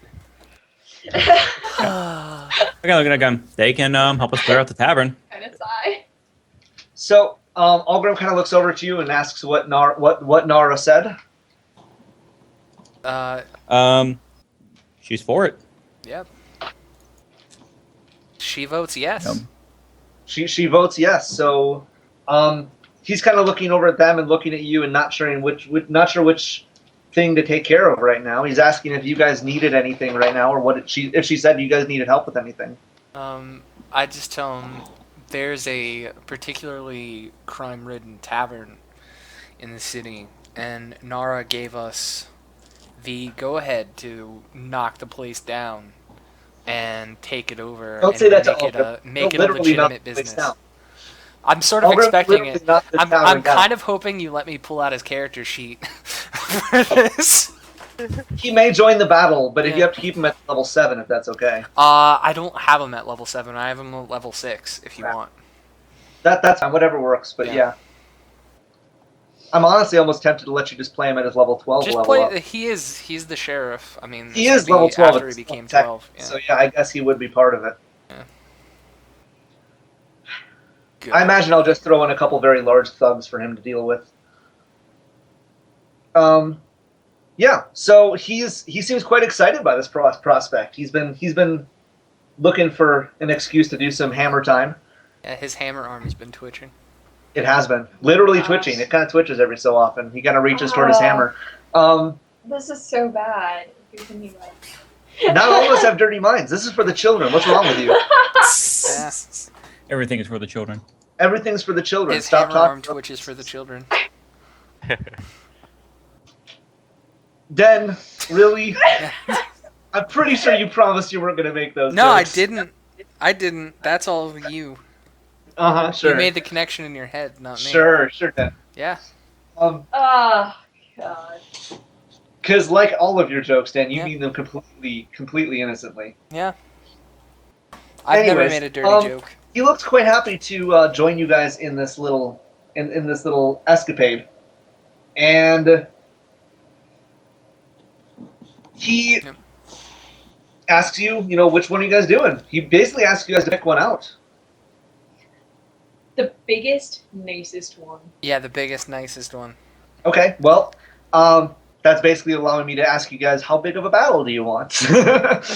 The biggest. Well, actually, we were supposed to. Biggest battle. We were supposed to knock down the shadiest one, but I'm not sure how we would determine which one is the shadiest. What's the shadiest? Well, that's a matter of opinion, probably. Yeah. He's basically Well- asking. You're basically being asked right now. What tavern do you guys want to take? I would look to Algrim since he's the one asking, and I'd just ask him, which one have you been called out to the most? Which one have you had the most trouble from? Good call. He thinks about it for a second or two, and he actually points you guys. He actually mentions one, and based on description, you don't really know street names or road names or anything like that. But based on description, you get the idea it was actually the one you guys were at before. That was a bad tavern. Back at that bad tavern where you guys were propositioning prostitutes to join your brothel. All right, The Yeah. same one. Yes, so that would probably be the good one to knock probably. down. Yes. So we'll do that then. Algrim's already on his way out the door. You guys chase after him, Absolutely. Always follow the hammer. following the hammer around. Okay, so you make your way over there. Again, wide berth for Algrim. He's eyeing certain activities that you can tell aren't necessarily good, but you get the idea. Is just like, you know what? I will deal with you another time. Are you sure? Uh, Are you sure he just wouldn't throw a hammer out there? It's like, oh, you. I don't think he wouldn't immediately throw his hammer to like injure people. I think he'd go up to them and try to get it figured out first. I don't think he'd resort to the hammer immediately. That's because he's become a responsible Exactly. man. Exactly. So you guys make your way over there. No incident on the way over, as far as you can tell. Although you probably assume that Algrim has made note of many areas to revisit on his way back. You make your way over there, and the area around the tavern is there's a few extra very large men standing near the tavern, and one in particular standing near the women and men you were talking to earlier, kind of talking with them very gruffly. And they look pretty scared of him, obviously. So, what do? And actually, I'm going to move you guys over to a new map now. Oh, I'm actually going to use a level 1 spell. Give me 1 second. Really? Yeah. Don't worry, it lasts for a while. okay, so I'm not casting anything against What him. It's would for you me use a spell? because I'm casting it for myself. It's a buff. Oh. self buffs time. Yeah. It's called If you guys would like Embrace. if you guys have any buffs or anything you want to cast, there may or may not be combat in a second. All right. I'm using I'm only using Embrace Destiny. So that roll right there, I'm going to make a note of it. Within the next 30 rounds, I can use that in place of a roll. Okay, 30? yeah. Holy cow. Oracle 2012 or 2013, the game Oh. right now. Make an Oracle. Enjoy it. Live it. Oh. Love it. Oh, sorry. Did my math wrong. It's only 18 rounds. But still. Oh. Poor baby. Oh. Poor baby. Like 18 I'm so sorry. rounds. I am so sorry. As Algrim walks near all these people, they are going to suffer. They all need to make a will save. Okay. What? Yeah. Yep, I know. Talmador's So I'm Fury. gonna roll 4. It's not a will very save. high save. It At isn't, all. but So we have 21. 2 failures. 10. The second and the last one Second, both fail Alright, the both save. fail? They are Okay, both cool. cowering in fear and are panicked. And What? the ones that succeeded are shaken. Albrim's. Yeah. His class now. The new Algrim class. strikes fear into the hearts of those who would do wrong in his city. Yeah. Holy cow. It's just Yeah. part of his aura. He is level 12. Keep in mind. That's true. The beard justice. Yeah, the beard. It's the beard and hammer. They strike fear into the hearts Beard, of creatures standing near it. the battle cry by Beard and Hammer. Is that technically a fear check? Yeah. Yeah. And That's is it on all the time? What do you mean? Like basically, does any person who enters his aura have to? Yes. It's a 30-foot aura. If they're standing near me, they have to make a will save. All right, and is that going to what's it called? I It don't know. applies a fear What effect. is it called? No, what I'm saying is he going to be going in with us? Is what I was getting Yes, Algrim is in this fray. Yeah. Okay. If you're tearing Um, down a building in his city, he's there. at. Well, in that case, I'm going to put a buff on Mr. Algrim Of course you are. for the next 7 minutes. Everyone that enters his aura also has to make a will save. If they fail, they take a -2 penalty to attack rolls, saving throws, armor class, become shaken, and a -2 to resist fear effects. Awesome. Cool. Because who really needs to actually have a So chance actually, at the first guy fails too. So the 21 fails? no. Oh yeah, it's a 21. You're right. It's Never mind. 10. It's a 17. I forgot it's to a- add the 4. That's my Yeah. bad. And besides, I did it after the fact. This is more so Yeah. for when we get in there. I'm actually trying to stop combat entirely. Yeah, that's Algrim is sort of banking on his reputation to get these people to go away. Well, going away is one thing. Completely abandoning their entire tavern is completely another thing. So I'm actually going to move you guys over to an area where there may or may not be combat, depending on how this goes. And you should all have your tokens there. And actually, I don't think that they're given control again, so I apologize for that. I will do that right now. Dan, you have control of yours. Zoltan, controlled by you. And see and edit. There we go. Sorry, I'm just going through this. So yeah, keep talking. Go ahead and do your stuff. I was trying to see. So is one guard's cowering in fear, but the other one's not? Sorry, out of the guards right now. Hold on a second. Out of the guards right now, the ones these 3 over here don't seem to be paying attention. Although they do kind of seem shaken, but they're talking with some women that are here that I didn't actually put on there. Out of the others over here, I will put marks on the ones that were kind of shaken. And it's actually going to be 2 of the guys that are on the ground here. There we go. That and that. Those two were shaken by this. The ones that failed, all of them are shaken. The ones that Yes. failed are panicked. Right. That's what that thing is. I know all of them are shaken now. Okay. What's the range of the aura, though? That's the question. 30 feet. 20 in feet. all directions. And the one for mine's 20 feet. And here Is is it- Algrim as well, by the way. Is it 20 feet a level? Hang on. So do we have weapons at all, or no? You have weapons. Yeah, you have normal weapons. Have normal weapons. Yeah, Good. but not enchanted stuff. Den, you should have Alright, control of Algrim All right. now. Excellent. All right, so I imagine Algrim is just kind of striding up here. Who's following in what order here, guys? I'm following, but I don't have control of my guy, so. You don't? I don't either. I'm Nope. gonna come I around didn't give the you other control? side. I didn't. I apologize, Tim. I'm gonna come around the other side, kind of hiding in the shadows. Stop being distracted by his dashing good looks to give me control of the Hey, character. you made a stealth check. Right, Yeah. Thank you. Who else didn't have control? I don't. I still don't. You still don't? No. Gave you control. 1 second. This is weird. Stupid roll. I got control. Wrong Tim. I'm an idiot. Controlled by Fabian. There we go. There we go. Constantine So is how much also going health to does duck. everyone have now? How much Constantine's health duck does off the the party side. have? Sorry? How much health does my party have at all? Like how much do you guys have? Oh, they should have full, but I don't know how much health they each have. Is that a stealth check? Yeah, that's a that's stealth what check. I'm asking. Guys, How much much do you have? health does everyone have? 45. I have 50.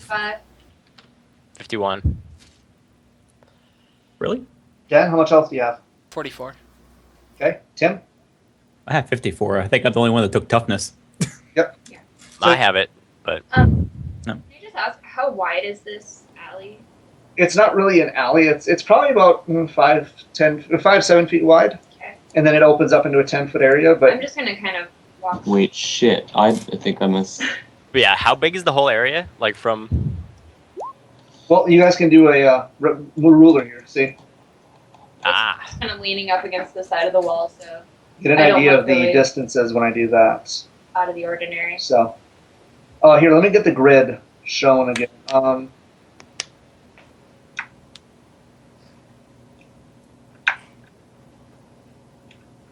We right click and layer, map layer. There we go. The grid should be there now. And I am actually going to make the grid white because it's easier to see. But yeah, so go ahead. What are you guys doing? I have a quick question. What is that question? What is the? I think my health is for level 12 because I forgot to readjust it when I changed my character. What's your health at? It's 125. Yeah, that's Yeah, definitely. that's- Yeah, that's what I'm saying. What's your because charisma? I forgot to You're change. a. But what's the? Is it 7 health? Every turn plus my con bonus. Paladin? You're a paladin? Yes, D10. What's D10. your, It dies what's what's your D10. con? Plus 3. Plus 3? I got this down. Alright. Okay.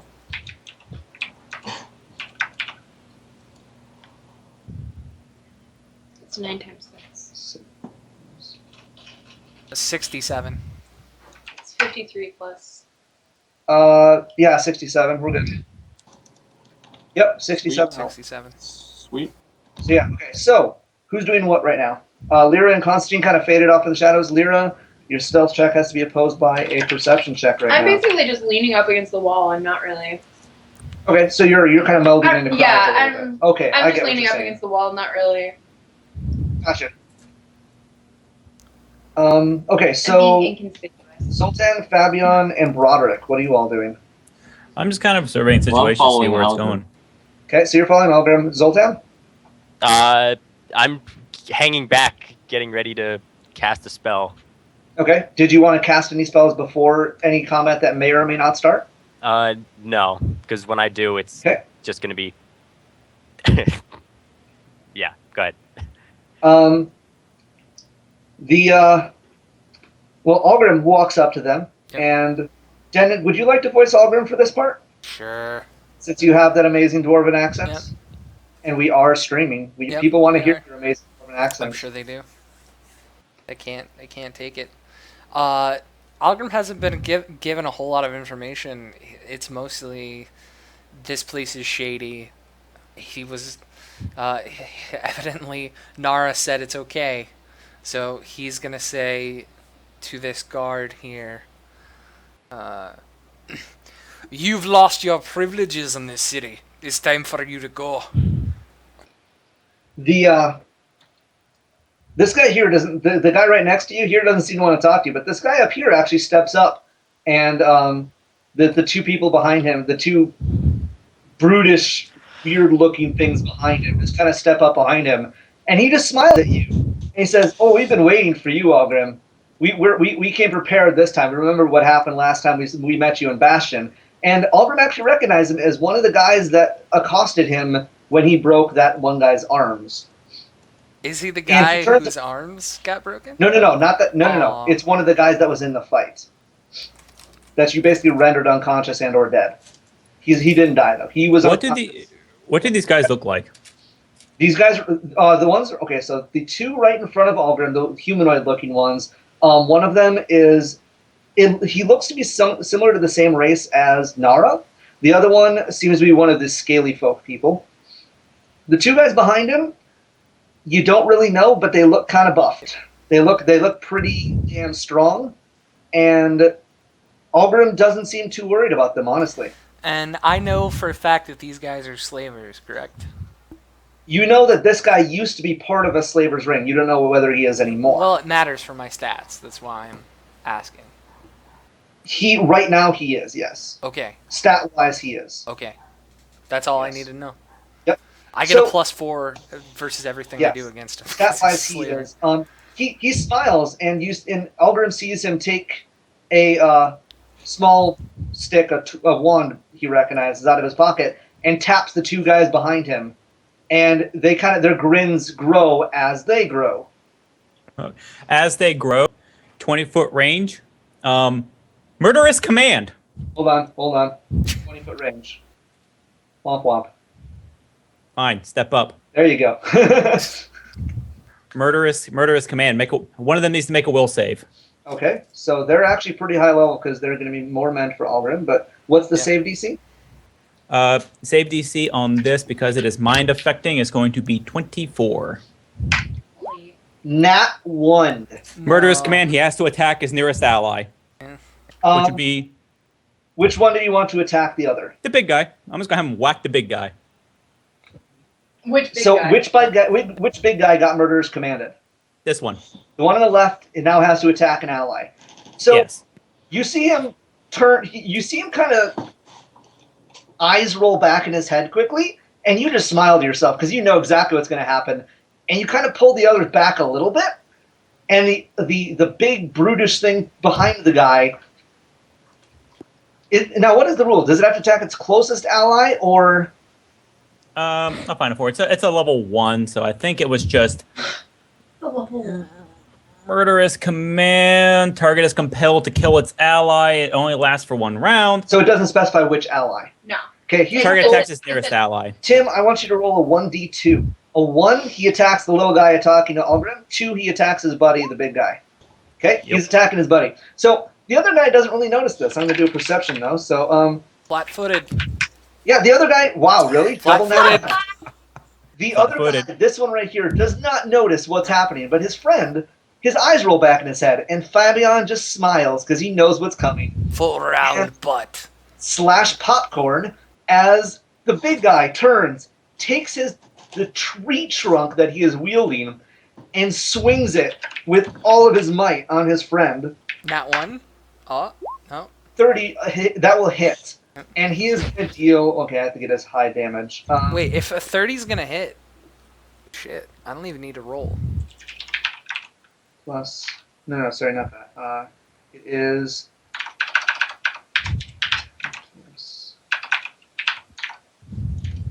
Deals 32 damage to his friend. And his friend... I'm going to actually have him make a fort save here. He has a pretty good fort save, though. Yeah, he doesn't fall over, but his friend just kind of knocks over, and rolling a D100 for chaos. Oh, yeah. His friend looks at him, betrayed. What did you do that for? Why have you forsaken me?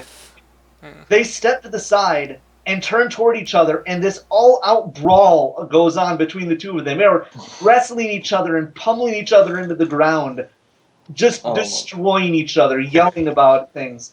You know what? Do I have time to make another action or no? No, we're gonna roll initiative now. Yeah. Okay. So everyone roll initiative, please. So what is initiative?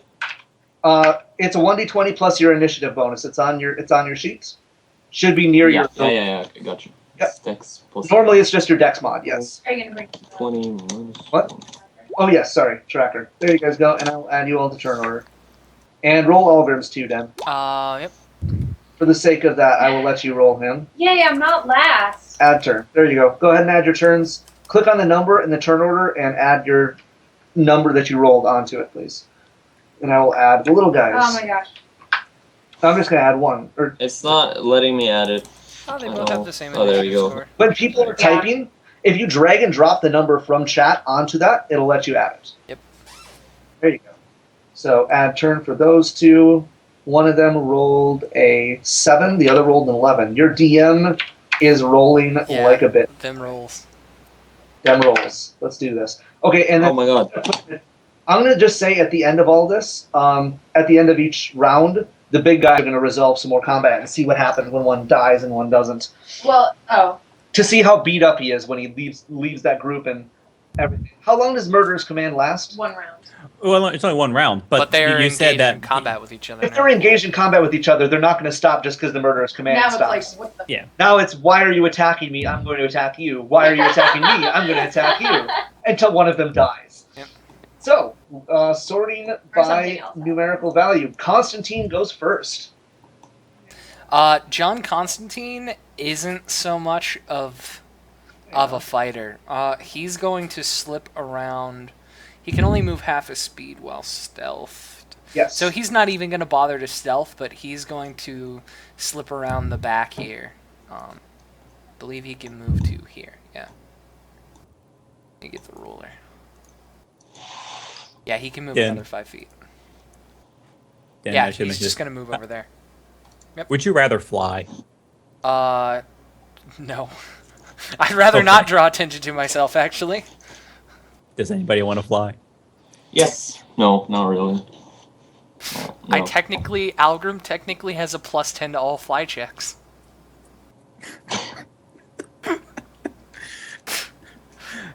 We'll see what happens as the fight goes on. Somebody may be Anyway. flying. John's done? Yep, John's done. He's trying to stay out of the fray right now and slip around to Okay. where he knows Dolly is right now. Okay, cool. So, Albert, Yeah. Algrim would let out a hearty laugh as this fight breaks out, and he's like, "You have made a great and terrible mistake." And he'd just take a 5-foot step up and cleave both of these guys. okay, so which one are you attacking first? The one who is shaken. The one to your left? Yeah. Okay, cool. And that's panic, not shaken. Oh, this is a plus that. Oh, poor guy's at level 7. Yeah, This you is a hit. power attack. Is it really necessary, then? Yes, it is. And then the second one. So, I think those both hit. Yeah, both hit, dude. One of them's level 7, the other's 12. Yeah. This is the first roll. So damage on the first one? Yeah, I'm sorry. There's That's a lot fine. of dice being slung here. That's fine.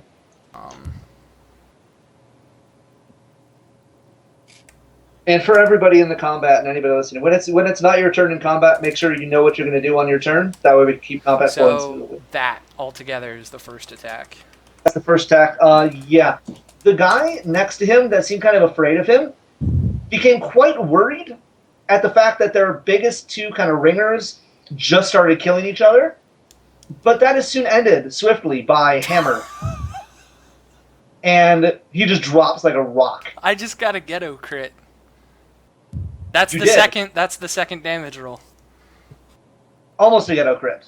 If the 6 the 8. Yeah. Almost Damn got a it, ghetto. So yeah, the second guy, you hit him as well, but he is significantly stronger, and as of course he has been leveling with the other guys, so he is going to be at that much health. Yeah, and is that your turn? Yeah, it becomes immediately apparent to all watching that picking a fight with Algrim was a terrible mistake. Yep. Zoltan, what Yeah. do you do? I'm trying to figure out how far I can move. It's whatever your speed is. Generally, if you don't have any armor encumbrance, which I assume you don't, you can move 30 feet per round, which is 6 squares. Okay, so I want to move to where this this guy died. Okay, stand on top of a corpse. Go for it.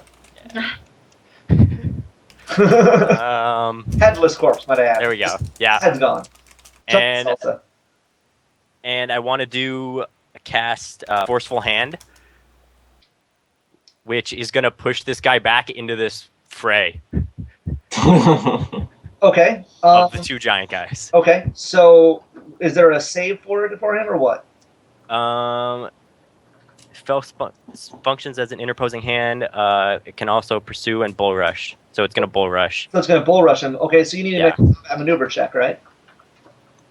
What was that? Sorry. Can you link the spell to me? I can figure out what's going on. I assume you have a spell open for it, right? Yeah. Sorry. Go ahead and link that in Roll20 chat so I can take a look at it.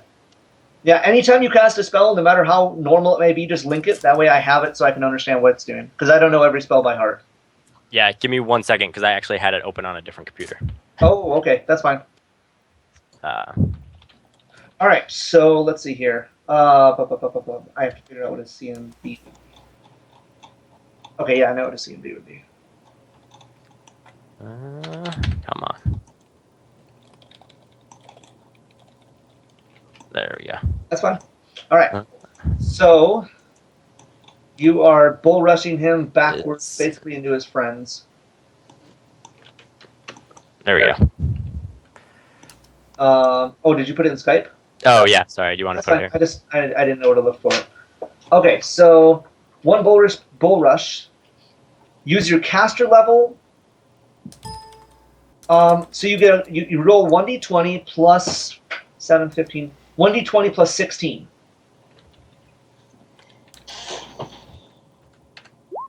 Yeah, that succeeds. And you succeeded by an extra. Yeah, you exceeded by an extra 5, so he's going to get pushed 10 feet back. And I need you to roll a chaos dice, 1d100, to see if something good or bad happens to him. Ooh, yeah, something bad happened. I got to roll a random attack of damage.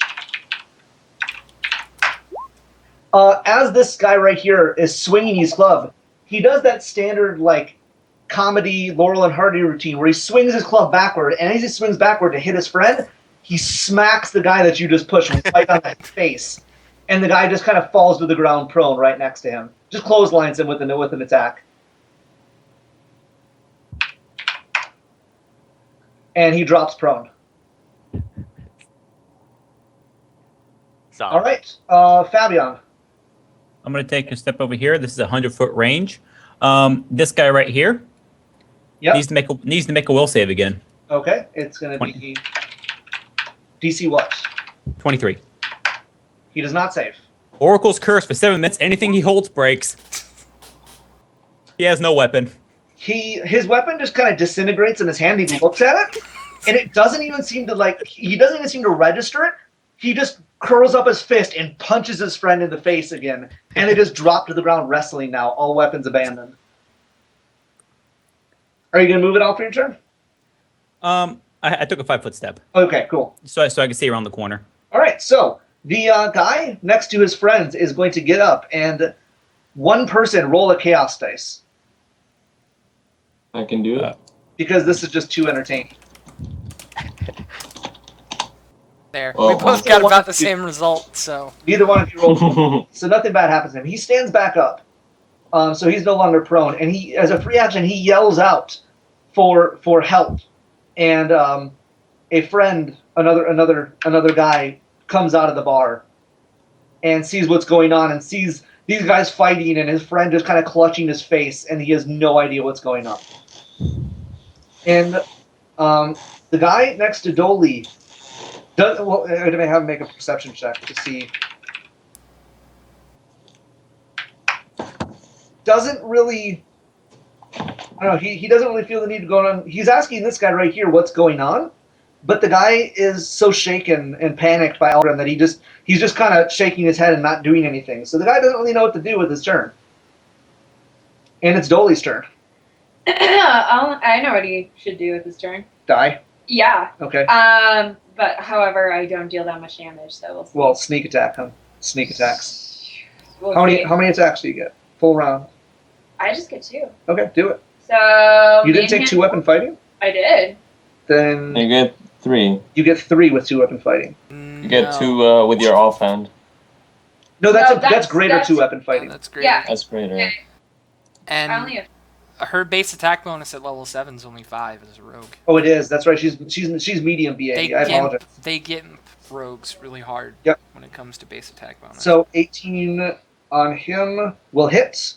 Offhand attack is actually going to hit 2 because he's denied his dex bonus right now.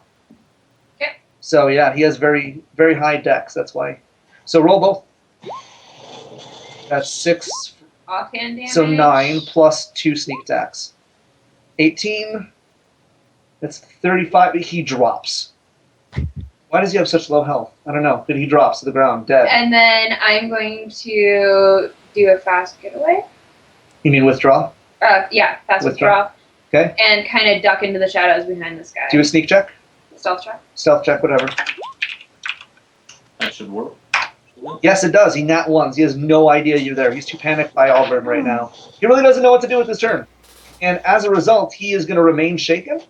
And these two up here, see what's going on over here. And this guy over here is going to move. These two are going to move over. And one of them is going to take a pot shot at Algrim. by all means. Miss completely. The other one is actually going to take a pot shot at Fabian. No, I have partial cover, so he's at penalty. Yep, he is. And he takes a minus. He actually takes a -2 as well. I already took that into account. So 23, would that hit normally? Yeah.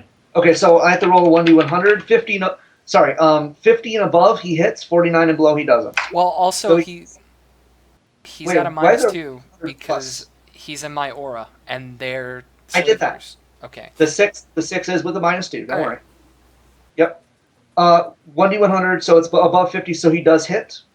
So he'll do 4 damage to you, Fabian. Fabian. Ow. Ping. Yes, I know, right? Ouch. Oh dear. So Broderick. painful. Yes. Painful. This. Okay, who was it? Was this the leader guy or was that the other No, dead guy? You don't know whether he's really the leader, but he's definitely Okay. the spokesman, and he seemed kind of cocky to start with. But he's definitely a slaver. Yes. And he's not fighting with these guys, right? He's kind of No, he's just getting pummeled by them. yeah, so he's not. I'm gonna run at him. And then how tall is he? This is crucial. Right now, he is probably about 12, 13 feet tall. Both of them are. Oh, sorry. No. This Little guy's guy. probably about 6'2" or so. Fuck, I can't jump that high. Hmm? You want Wanted to Believe. well, ascend. Ascend. how high can I jump? Do I have to roll for that? Yeah, it's an athletics check. Acrobatics. All I right, think. 1 second. Yeah, I only have Dan, minus don't do it. 9. I'm doing it. Dan, don't you, Minus 9 to acrobatics, so Dan, I swear to God, if you put it on, It's already done. Ascend. did you? Dan really enjoys playing the Deshi Basara thing from Dark Knight Rises, and I imagine you just put that on the Twitch I channel. did. I'm so sorry. That's what I was trying to counting stop. on you to make this jump. Counting on you. Gosh. So, roll the jump. No, I'm not jumping. You're not jumping? What are you doing? I have a minus 9 to acrobatics. Well, I'm not minus jumping. 9. Yeah, you probably don't want to jump then. I'm not jumping. I Totally just totally asked. killed it. You could have Jump. ascended. Jump. You could have ascended. Yeah, you could have, but you didn't. You can always Exactly. fail to jump and land on him. Fuck it, I'm jumping. Crit jump. Oh, you. 20 minus 9. Just do it. Not 20, Just I do it. believe. I believe. You get a +2. No. It's an 8. You get +2. So it's An 8. 8. I jump. Roll a combat maneuver check to see if you push him at all. What is a combat maneuver? It should be a CMB next to all of your main attacks. Yeah. It's right alright, under yeah. where it says melee. Yeah, CMB. play CMB Yes. range. Roll a CMB. CMB. Okay. So wait, what for? What is happening? We're gonna see if he ends up getting bull rushed by you basically trying to jump over him and running into him. I'm not trying to jump over him. Oh, okay. I think you misunderstood what I was I think trying. I I'm trying to jump so that I can take out my hammer and smash his head in. Ah, Oh, yeah, go for it. Go for it. Do it. Can I just attack then? Yeah, go for it. Do it. All right, good. I thought you were trying to jump over him. That's what we all thought. What? No. We thought you were going to pull You can't Bilbo jump that here. high. I thought you were trying to clear his head. Yeah. Can I Is ask he- something real quick? Yes. Sorry to interrupt. I'm trying to plan my next. Does anybody clearly look like a caster? Not really. The guy that they're attacking right now had a wand, but you don't know if he's a caster or not. Okay, what about the guy that just came out? Sorry? This guy, the guy that came out. This guy up here. Yeah, he's carrying some daggers, so That's a Okay. 24, by the way. I get plus All I need. 2. All I need to know. 24 will hit. Because I get plus 2 from 10, right? Yes, 24 will hit. Okay, so is he evil? You would assume so. I mean, do you have a detect evil aura? I have a holy warhammer that does 2d6 against evil, but I think You're a that's evil paladin. creatures, right? You're a paladin? Yeah. You detect auras. Yes, he's evil. Okay. Does that apply my extra damage from my holy weapon? Yep. Yes. Oh wait, I don't have a holy weapon because we lost all our weapons. What am I talking about? Moving on. Moving Do you on. want to hold it? We don't think you'd have a holy weapon then. Go Yeah, ahead you and roll wouldn't. your damage. I think it's like a D8 or something. It's a D8, and I get strength bonus Yep, to that, strength modifier. and do I get bonus plus 2 from Dan? Then does it affect damage? Yeah, it does. Okay, it so yeah. affects everything So- pretty much. 1d8 plus strength. I do 2. shit damage. Well, I that's do D8 for 6. 12 damage. That's Wow. not bad. He is looking pretty badly beaten up right now, and he's not looking too happy with everybody. He is... Yeah, hang on. I'm going to do a morale check and see if he's going to run away on his next turn. Yeah, he'll Also, how, what kind of a spell can I do that and attack or Nope. move? Spells are standard actions, and so Okay. are attacks. But I can cast spell and move then. You can cast a spell and move, yes. Okay, well that's my So- turn. Your turn is done, and it's the ogre's turn. So I'm going to do a contested roll to see if one can bull rush the other one. So this is the left one's contested roll. I thought they were on the ground grappling each other. They are, but they're going to be rolling around a lot. We're going to see who's... Oh. I'm gonna RQP while you're fighting. That's fine. 21 versus a 30. So the one on the right pushes his friend 2 squares. And Mr. Down on his luck will luckily dodge out of the way over here as the two of them roll over here. And this one on the left just takes a huge bash in the face from a hammer. And we'll roll 36 damage to him as well. All right. So it is John Constantine's turn again. Constantine is kind of at a loss for what he can do right now. He's actually going to move over by Fabian and Fabian. Fabian. Yeah, that's really all he's getting done this turn. He's not really doing much right He's now. not All right. really doing much. He's Um, more of a detective can- than he is a fighter. I have a question. Can I sacrifice my next turn to help John do something this turn?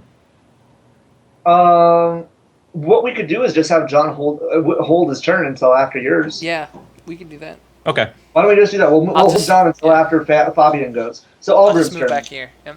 Yep. Algrim is going to. Does he have a clear line? He can see these people pinging arrows at him from this roof, right? Yeah, he sees one of them. Yep. The other one is kind of the one on the left is kind of down the recess a little bit. The He's- one that he sees is about to have a very, very, very bad day. Yeah, he might. I imagine it's about to happen. So this is a plush. Yeah.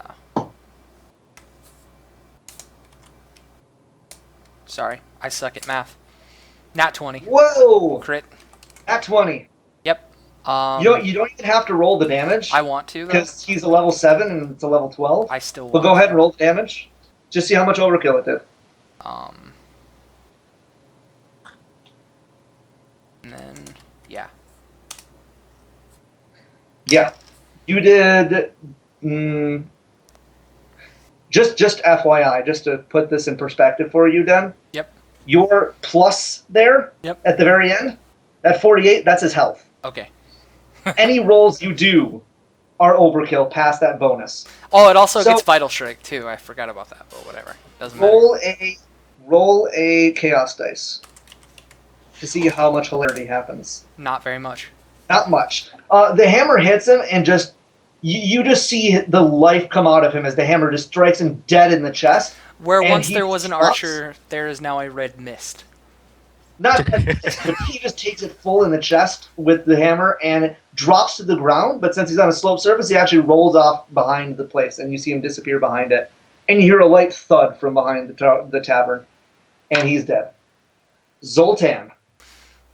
Just a look of, really. I'm just looking at the guy with the wand, like, look what you've done. This all could have been avoided. Oh, I forgot to mention, guys, while this is happening, there is actually an extremely large crowd of people around you in basically a ring around the entire area watching this as if it's a normal spectacle. And there was actually quite a few people betting money, and you hear a lot of bets going toward Algrim and your side. Well, yeah. Obviously. So, go ahead, Zoltan. Okay, yeah, I'm going to stay where I am for right now. And I am going to do, I'm just sending you that, Cone of Cold to try to freeze some of these guys, especially these big guys, from like rolling through our building that we want. That could happen, actually. That is a good plan. I'd prefer not to do any work and put up a new wall. Right? That's quick thinking. That is quick thinking, That's sir. enterprising. You have a place in this company. So what are you doing? So yeah, I'm going to do Cone of Cold in this general direction. Okay. They roll fort saves, I believe, or reflex? Is he gonna hit me with that? No. Because if he aims it right, the 15-foot thing goes to right here and goes across that. Yep. Basically. Perfect. If he aims it directly forward like that, it goes to there. It doesn't hit you. That's great. Yeah. I'll still be kind of scared as I see that. Yeah, you're going to see it rushing past me. just right in front of your face, but that's about it. Send him a concerned look. But Right? So, was it reflex or fortitude saves?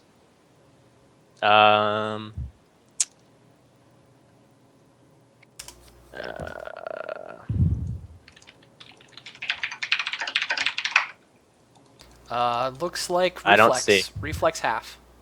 Reflex half. So, the only one that's there. actually going to get a reflex save is the guy directly in front of you. The other two guys are far too busy fighting. They will not get a reflex save. So, the guy in front of you will take a good reflex save, actually. What's the DC?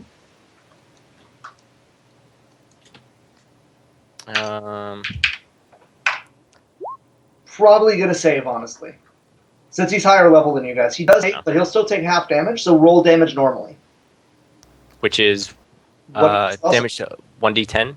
What does the spell say? Damage dealt increases to 1d10 points of cold damage It's one per caster level. Per caster level, so 7d10. Yep. That's an awesome spell. That is a really good spell. Yep. So the guy in front of you will take half, the two big guys will not.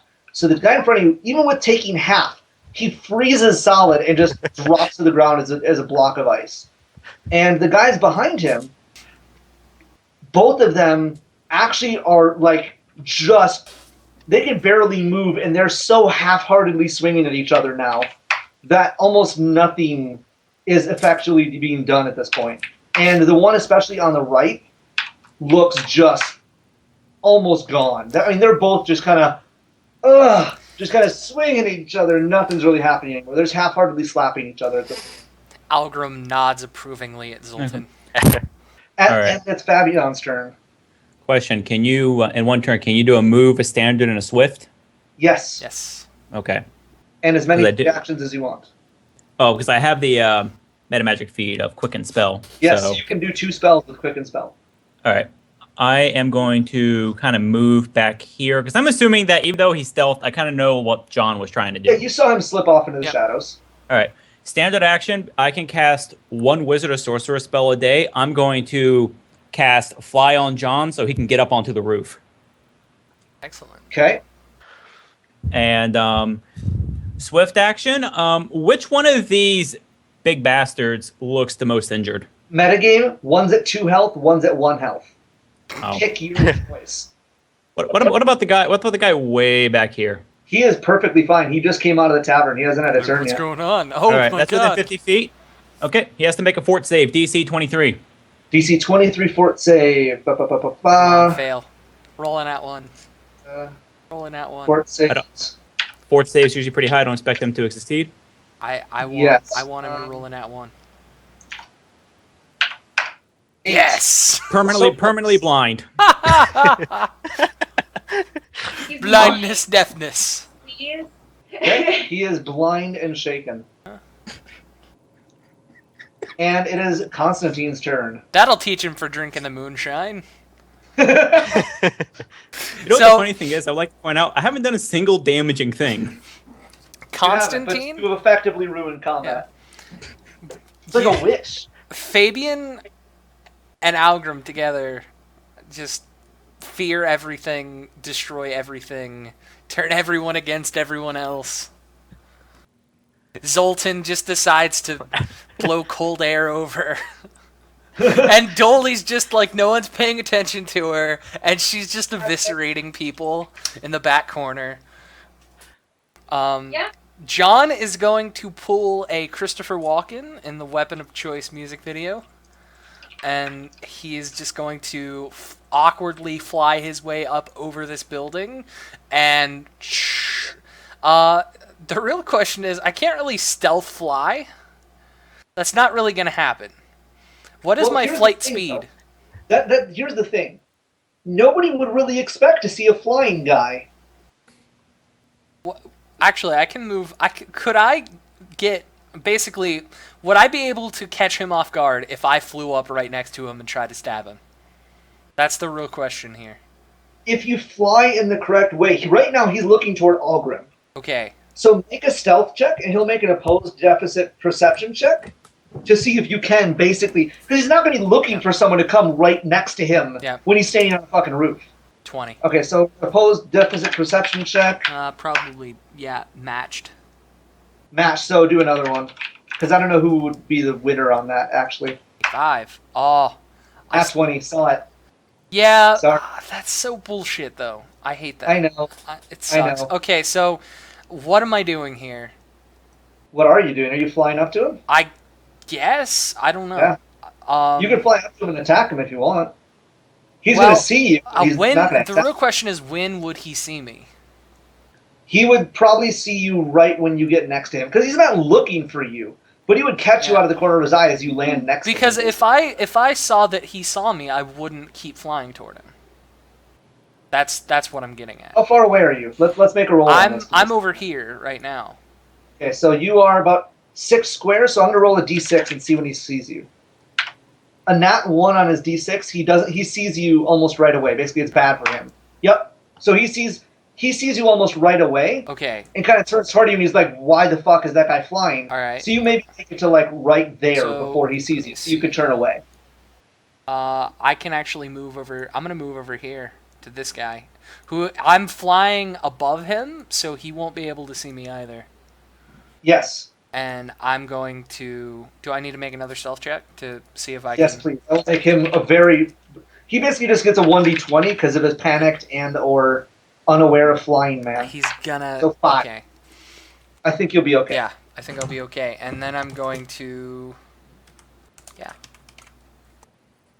This is for both my hands. So that's Miss or 20 hit miss. So that's. So 1 attack. Do you get sneak Yep. attack? Are you a rogue? Yeah. Okay, 20 so that's your damage. full attack? So Yep. 20 damage. I don't know why. Well, I that's don't low. really have a full attack. I just attack with my main hand and offhand. Yeah, that's fine. Yeah. So yeah, he takes quite a bit of damage from that, and he kind of notices that you're there now, and he's wondering why the hell you're flying above him. Like Peter Pan. Flying rogue. I know. How was he able to attack about? You can attack while you're not landed. Why wouldn't you be able to? Fly above the guy's head and stab down on him. I don't see why that's nonsensical. Nothing wrong with that at all. No. All right. Just flying Hey, guys. rogue. This guy is dead.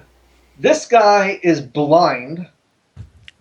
And I'm going to roll a chaos dice to see if something hilarious happens to him. And yes, something hilarious happens. He's going to run around in circles, kind of clutching at his eyes. He'll bump into the guy in front of him, and the guy will swing his arm back and throw the guy against the wall. And he's just going to hit the wall and just fall to the ground, sobbing. We're just beating up blind people now. This is All right, horrible. and it's Dolly's turn. Hey guys. Yep. I have a semi-family emergency. I hate to dip, but I really have to take care of something. Oh, no. All I right, apologize. Sorry. Fabio's going to run the bar where everyone does everything else. I'm really, really sorry. that's fine. No, if you it's can come back fine. before 11 o'clock, feel free to. Or 11 my time. That would be... He left. He left. Must Here. have been urgent then. Let's hope that's all right. turns It's out Dolly's okay. turn. Alright. I'll just hit the dude. Suddenly, Funny. combat became a lot more balanced. That is going to hit because of his current... The 12 will not, the 14 will. Because of his flat-footed right now. Ooh, min damage, but sneak attack, 13. So you take 16 damage. He is not looking too good. He's acutely aware that there are two people stabbing him in the face with knives at this point. Can I see the roof from now? Right now? You can't see this guy because of overhangs and stuff. I'm going to... If I duck behind this overhang, would I be able to see it? Yeah, you would catch a glimpse of him as you go behind. Yeah. Okay, I'm gonna... If I still would have one sight, I'm moving there. Okay, cool, yeah, you're fine. It is Broderick's turn. And I'm pressing back in. Alright, well, these two guys are still going strong, right? They are, well, strong is a tough word for it. They're both at like 1 and 2 health. They're kind of half-heartedly slapping each other at this point. They're actually at 1 and 2 health. Literally 1 and 2 health. I'm going to go up. I'm going to punch this guy in the leg. Do it. Roll the attack. What's punching? Is that just melee? Do I just get my melee? Attack your Attack damage. bonus? Severely reduced. Well, yeah, that's just Normal bonuses. D4, isn't it? Normal attack bonus. Yeah, you hit. 29. You actually hit. And, It's D4, right? And 4 plus. plus. Your It doesn't even strength? matter. You can roll whatever you want. Yeah. One damage that this guy kills him. Yeah, he's dead. So I killed him. Ah, great. Cool. So you don't actually like really kill him. You half-heartedly kind of kick him or punch him in the leg and give him a Charlie horse, and he grabs his foot or grabs his leg and just kind of lets out a groan, and that's just it. That's the final straw for him, and he just kind of falls over, just kind of exhausted, and just kind of collapses. So wait, this guy is still alive, correct? This guy over here is slumped against a wall, blind right now. I'm gonna walk over to him. Okay, cool. Does this guy get a? He doesn't get an attack of opportunity, does he? He will, but it's going to be a very half-hearted swing. Ah, sure, whatever. I'll walk over. It's a 9. Yep. He just kind of half-heartedly swings at you and misses. And I don't even notice him. I just kind of walk towards the blind man with my my hammers against the ground. Yep. Kind of like, dragging Stumping. against the ground. yeah. He knows what's coming now. So this guy here just kind of backs up, and he goes against this wall and just slumps over, and he just drops his weapon and just kind of slumps to the ground. It's like, oh my god, this is dumb. And as he does that, he actually shrinks back down to normal, and he's just like panting for breath near death. You know what I just realized? Every time I'm on this map, it's an extremely depressing fight for the enemy. I was gonna say, I recognize this. The last time I was on this map, I had a man die by choking to death on his own vomit from a stinking cloud. Yeah. After falling off a roof and breaking his neck, paralyzing him. Yeah. It was really depressing. Probably the most depressing combat I've ever had, and it happens every time I'm on this map. I need to stop this. Algrim is going You to guys catch better his let me hammer. kill this guy. Obviously. Yeah, the hammer returns to Algrim, Uh, and knows that there is other archers around. Yeah. Where do I need to be to get a line of sight on this archer on the roof? Probably somewhere around like this area. Could I not be, say, out here and get a line of sight on it, or no? It'd be partial cover. Okay, so that's no Yeah. good. Actually, I know exactly how tall is this overhang? Which that overhang? Zoltan's standing by. Probably about 8 feet up. I can jump that. Why does that not surprise me? Blessing of Talmador. My acrobatics check to make the high and long jumps is actually a plus 19. So that's what I'm gonna do. I'm actually That's gonna better than mine. jump up and grab this ledge. You grab it just by your fingertips. Yeah, And you're holding on with your Yeah. fingertips right now. pull myself up on it. Okay, make a strength check really quick Yeah. just to Do make I sure. strength or climb? Oh, do a climb. I forgot about climb. Do a climb check. My climb is actually lower than my strength, I think. Somehow. Way Anyway. to go, Dan. I know, right? 16. Yeah, you kind of struggle a little bit, but you manage to take the rest of your turn to kind of get up to here. Yep. And you're just kind of standing there now holding your hammer. Excellent. And it is Zoltan's turn.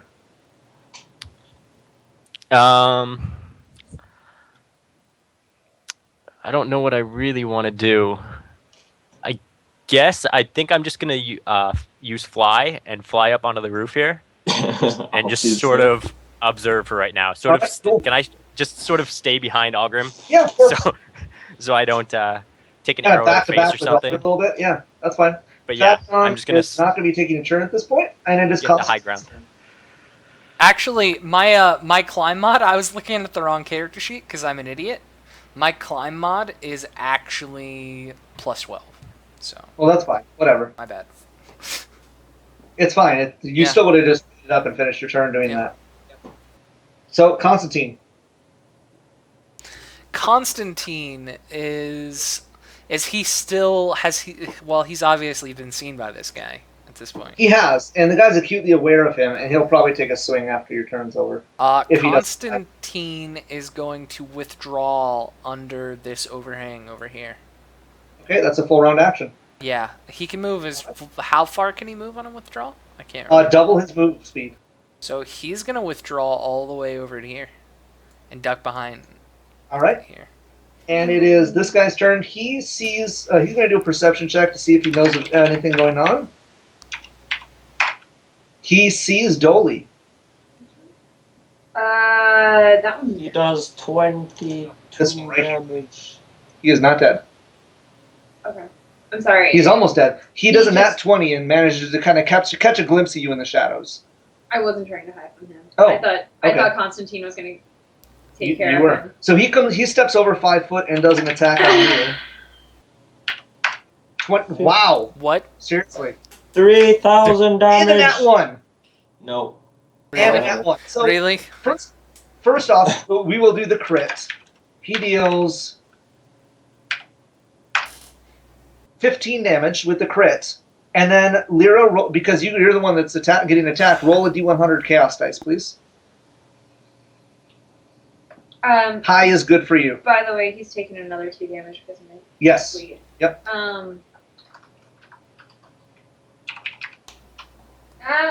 D100.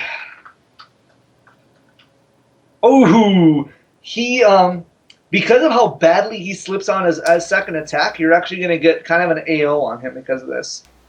You're going to see an opening and go for it. Do a single attack. Nope. Attack. Oh, That was your Sorry. damage. sorry. That's a hit. Yeah. So we'll just use that damage. So he'll take 6 damage. He's not dead, but he's still looking pretty hurt right now. And he attempts to move backwards over to here and kind of tries to surrender, basically. It's your turn.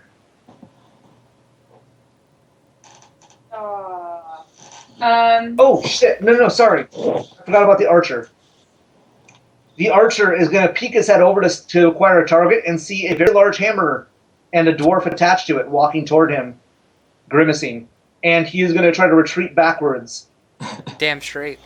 And that's all he's going to do for his turn. It is Broderick's turn. All right. All right, I did. It is Dolly's turn. I Yeah, it's apologize. It is Dolly's turn, actually. Go ahead. Hearing moves these that are dead from Fine. one. I am actually going to be taking a shot at him. The guy on the roof? Yeah. Okay. 16 will miss, unfortunately. Dang it. Yep. You don't have a very good range attack, so. My range attack bonus is actually higher than my melee. Well, then why'd you roll a +2? Your Plus two? D20 plus 2. It's +10. So that's a total That's plus 10. an actual- That's yeah. a 24. That's a hit. Sorry. Way to go. That is Just roll the damage, please. So 4 damage. So he doesn't take low damage. Broderick's turn now. Alright, so this guy is He is really messed up. He's like, You can coup de grace if you want to. what's coup de grace? Coup de grace is a full round attack on a helpless opponent, and it's Uh-huh. basically an auto crit damage attack. Okay, yeah, well, I'll do something like that. I'm coming up to him, you know, my hammer dredging on the ground. I'm gonna drop my shield and bring up my hammer in 2 hands and do a coup de grace. Okay, I guess. So you don't have to roll attack, just roll damage and we'll double it. Alright, so it's, What's your 2D. crit modifier? Is it times 2 or times 3? It is times 3. Okay, so you get triple damage. R The roll. D8, D8, 3D8 Yeah, you can do that if you want to. plus, well, what bonuses do I get? Normal bonuses. The bonus does not multiply. Okay, yeah, great. So So 3d8 it's my normal bonus. strength and the 2. +2 from Den. Yep. Right, yeah. Yep. And as I hit him, No, you actually don't get I- the +2 this turn Alright. because I Okay. spent my move action. Apologies. So strength. as I hit him, I'm going to shout, "Justice demands retribution." Awesome. So 19 damage. Does He's that actually deal? invisible.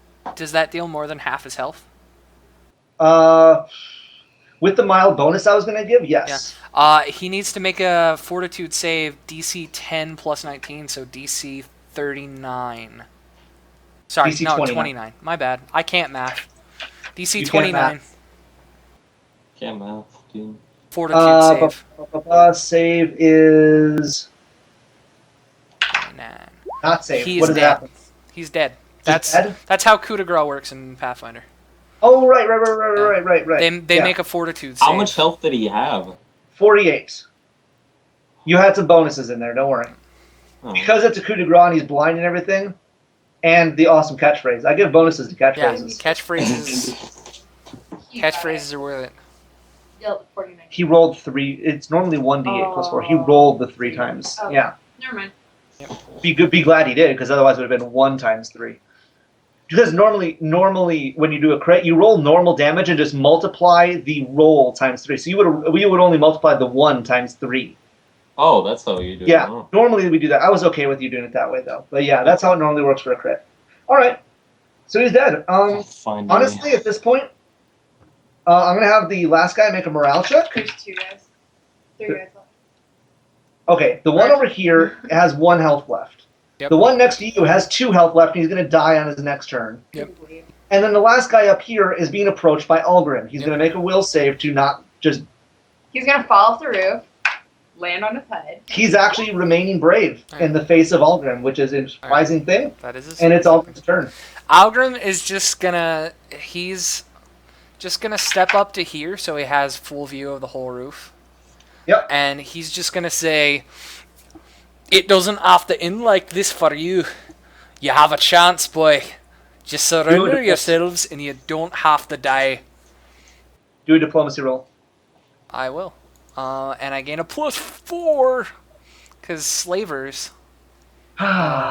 Everything, man. Everything slavers. And my diplomacy is so good. Shit. I should have cast Blessed Weapon, shouldn't I? Oh man, that diplomacy. Well, you'll get a bonus because it's Hammer Algrim and- diplomacy. But he's also going to get a sense motive check to Yeah. believe you. Well, He- I'm being honest, but yeah. Yeah, I know. So yeah, he believes you. I mean, he's like, are you sure? You kind of have a reputation. And He's I kind of don't worried. have a reputation for mindless bloodshed. I only kill those who deserve it. He's not sure whether he deserves it or not. But he's gonna kind of step toward you, like, oh, okay. He kind of surrenders, and as he does that, you hear kind of a cry from below, and the guy that Lyra poisoned or bled, it just bleeds to death. And he's the last one basically alive at this point, and he just surrenders. So combat over. Combat over. Wait, no. There's one There's guy a guy left. with This one guy's health. still Oh left. yeah. You guys actually gonna smite him?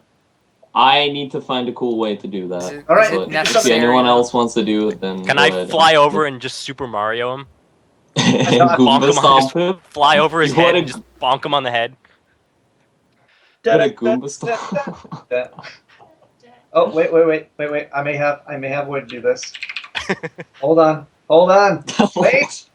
Rules. There it is! Rules. What? You liars. I hate Got it. people. Oh, stop. No. What? No music. Why are... No. Yep. No. Yep. I gotta find one that works. No. Why do people hate This me? is a terrible idea. Stop. It is. Apparently people don't know how to label their music. No, they don't. Super Mario theme. No, it isn't. Shut up. Nope. Super Mario doesn't have dubstep in it. Stop it. No Super Mario dubstep. I don't want that either. Okay, just do it. I was gonna go for a Super Mario theme, but it's okay. Okay, just let's avoid that. There we go. Do it. Alright, what am I doing? I don't even know. Just roll an attack, dude. Yeah, just roll. Oh. Roll an At this point, it's rule of cool. He's gonna die. I just want to see what he rolled. He's got 1 point of health and he can't move. Hit him. You don't have to worry about hitting him. He's slumped against the side of a wall. Yeah. Roll damage. Just the damage. Oh, yeah, I don't know what I'm rolling. Sorry. D4 plus strength. I don't Yeah, care. D4 plus strength. He's dead.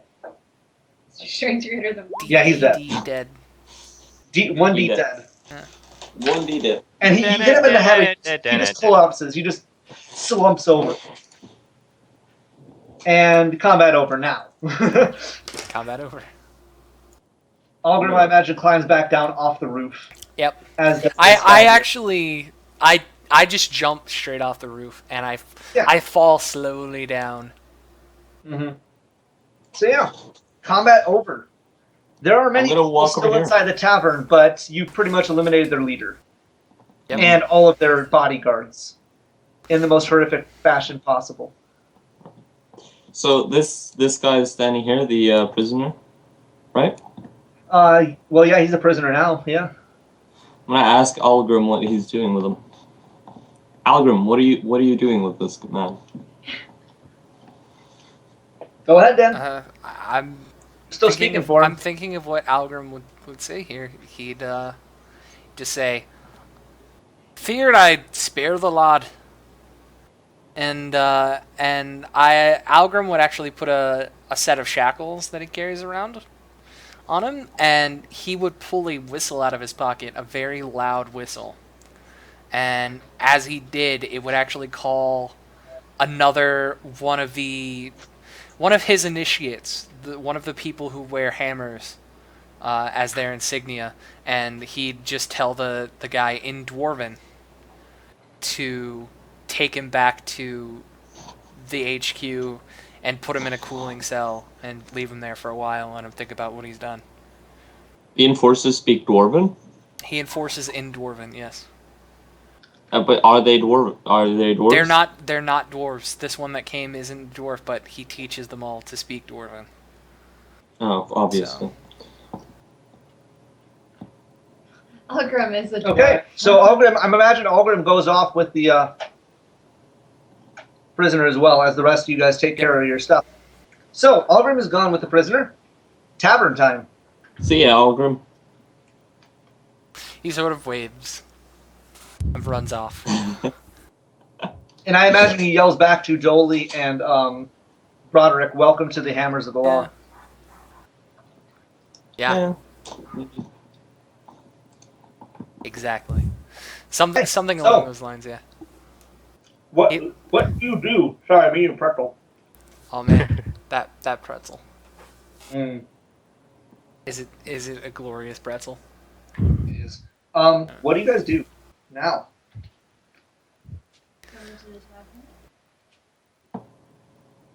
Well, Well, there's nobody really in the tavern. Everyone's kind of streaming back in after the fight dispersed. So you're following a big crowd of people back into the tavern. People are patting you guys on the back, thanking you for the money they made betting on you. Constantine would just sort of walk into the tavern like everyone else, but he would immediately search for the back office, find their ledgers, their business books, and all that sort of thing, and he would begin like sort of filing through it, figuring the paperwork's probably going to be the first thing to get out of the way to setting up his new business. He's got to get this squared away. Roll a d20 for paperwork. Fuck I know, right? If I nat one, I get a paper cut. You did not nat one, but you're having trouble with the math. Yeah. I don't. God damn it. Paperwork Simulator 2013.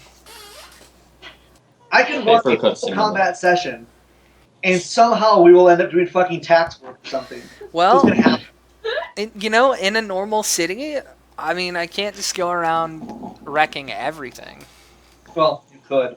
I could, but my name's not Algrim. Anyway, you actually the back office was locked, but you did, I assume, search everybody, and you found the key on the main guy. Or I could have So you just have to picked the back lock, office. too. There's quite a few of the creatures of the night, quote unquote, or creatures of the evening, kind of approaching you like, with what the hell's going on? Why do you have his key? And you find out the guy's name was Sam before he died. And I just said But all they of were them. actually thanking you for basically freeing them. I just said all of them. I don't know how Sam ran things around here, but I'm taking over the business situation. And you're all free to do as you please, but if you wish to stay here and work for me, I will compensate you fairly. And I keep paging through this book. Trying to figure out the finances. You get about half and half. About half of them are like, "Holy shit, I'm free," and they immediately run out cheering. Yeah. But the other half are like, they're basically like, I enjoyed the job, but I didn't enjoy being a prisoner. So if I'm getting paid, that's all good by me. 2 of them are male, 4 are female. Alright. Thought I'd point that Just out. throwing that out there. Feel like a more enjoyable job. So yeah. How about the rest of you? I'm gonna go to the bar. Me Okay. too. Actually, a round of the drinks on me for taking over the bar and starting a new business. You have no money. That's fine. We own the place. We own the place. Round of drinks on Yeah, the Max, house you is wanna- what The he said. bartender doesn't know that yet. Well, Yeah, but he does now, Max. he does now. I'd hand him a note saying that we've been given the rights to this location, courtesy of Nara and the city's guardsmen, the hammers of justice, as you've seen outside. He just kind of shrug and go back to his stuff and okay, whatever. All right. And when you ask for the round of drinks, he'd start serving them. Kind of roll his eyes like, sure, this is how it's going to start. I could have written him an IOU if he needs. Exactly. That's fine. Don't worry about it. So yeah. What now, guys? Do we sort of? What do we do now? First things Sorry. first is that this place needs to be renovated. Now that we've taken it over, I would actually head back to Nara's, and I would. Did we Yep. did we find a location for the brothel yet? This is That's our where you want- location. This This is is why it. we're Yeah. taking it This over. guy right here. That's why. That's your new location. Yeah. Okay, I would that's be fine. looking to the party members, and I would just be saying, well, now that we've seized control of the area, we should probably go talk to Nara and get this all sorted out, and get some of that startup money so we can renovate this shithole. It's kind of a dive. Yeah, just a little bit. We can make it pretty. Why don't we just bring an Algrim, have him knock down some walls for us? Open air brothel. Yeah. You don't need privacy in a brothel, right? Nah, no one wants discretion. Yeah. Decorate it with pink and. So Yeah, I would Cuddle head back Pink, to obviously. I would head back to Nara's office and get the Okay. the deed and request that startup funding from the city, the initial funding, so that we can get the place off the ground. She would have already met with Aldrim again after this whole thing. He would have informed her what's gone on, and she would be happy. Although you won't get like 100% funded, you'll get enough to do most of the things that you wanted. The bar's not gonna. The place isn't gonna look the best yet. It's still a little run down. You probably don't have enough. Excuse me, enough capital to fully renovate the place, but you can make it look a little nicer than it was, and put up signage and stuff like that, and you have a good starting group of maybe like 7 to 8 men and women, including Fabian. We need a name. This That's the most important part, honestly. What's the name this of this tavern brothel? does need a name. Den, I swear to God, if you don't use the one we already discussed, I don't. Oh yeah, flurry of hose is what we call it. Flurry of hose. Yes, that sounds. So anyone have a better idea for the name of the brothel? No. I never thought I would is say. there a better? No. there's really Better not a name better is name possible. for this brothel. Anyone new to Pathfinder? I don't know if anyone in the group is new to Pathfinder. He's doing this based off of the monk ability Flurry of Blows. Which honestly is also a pretty good name for a Yeah. brothel anyways. Oh. But a flurry of hose is more hilarious. A Flurry of Hose is pretty good. Yeah. So what do you guys think? Flurry of Hose or something else? Flurry of holes. That's fine by me. Flurry of Hose it is. I mean, I don't like this idea at all. So Like I have nothing I to do am with this, not but voting there's on this. beer involved. There we go. Here, but none of that. We're just guarding it. Yeah. We're just guarding it. The next Yeah. thing that I would do after I got this sorted out, I'd put Fabian or Zoltan. Were you interested in running this, running the business side of this? Me? Yeah, Zoltan, you. No, that seems like a lot of work. It seems like a lot of work. Well, Remember Zoltan's a spoiled rich kid. He doesn't want to do work. I'll tell you what. Why don't you sit here and pretend to be busy, and I'm gonna go find more. I'll scour the city looking for employees. New talent. Yeah, that New sounds good by talent. me. I'll sit here and Look manage. busy. Yeah, manage. Manage. Manage Exactly to what look busy. Actually, is. Sit there and look busy. Yep. Is that what DMing is? That's it. That is actually what DMing is too. I just have to sit here and pretend I know what's going on because I have no fucking clue what's going on right now. Not me neither. So. This is basically how all my sessions go. Is normal D&D starts and then it devolves into basically normal life with some ridiculousness.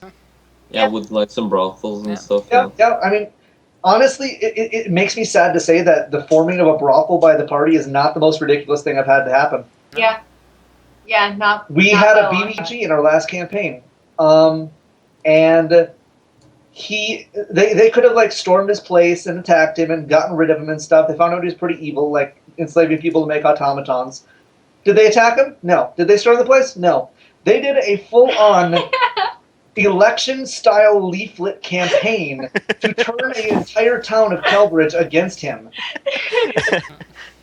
It was good. including Den rewriting the lyrics of several Bob Dylan songs to match the setting and then singing them for the party while playing guitar. It was a good time. Everyone had My And- groups And never we do won. the normal thing, We won. and they won. And Yes. we gained a lot of notoriety from it as well. They did, yeah. That's basically how Algrim and the party gained their name in the world, Yeah. is Yeah. that way. So, Yeah, and whenever you actually set out with a campaign where it's like, yeah, I know that the party's going to do this. Oh, or you come yeah. up with every single way that the party could do something. We do something else. This Well- is including the time where I actually asked the party, hey guys, here's 5 options. Pick one that you want to do, and I will prepare it for next session. They picked. Next session, they didn't want to do it anymore. So here's the next thing. We've got this established. We've fixed up the brothel a little bit. I'm currently scouring the city using my knowledge local and my tracking skills to try to pull together some recruits, some Prospective employees, clients and recruits. and spread the word a little bit.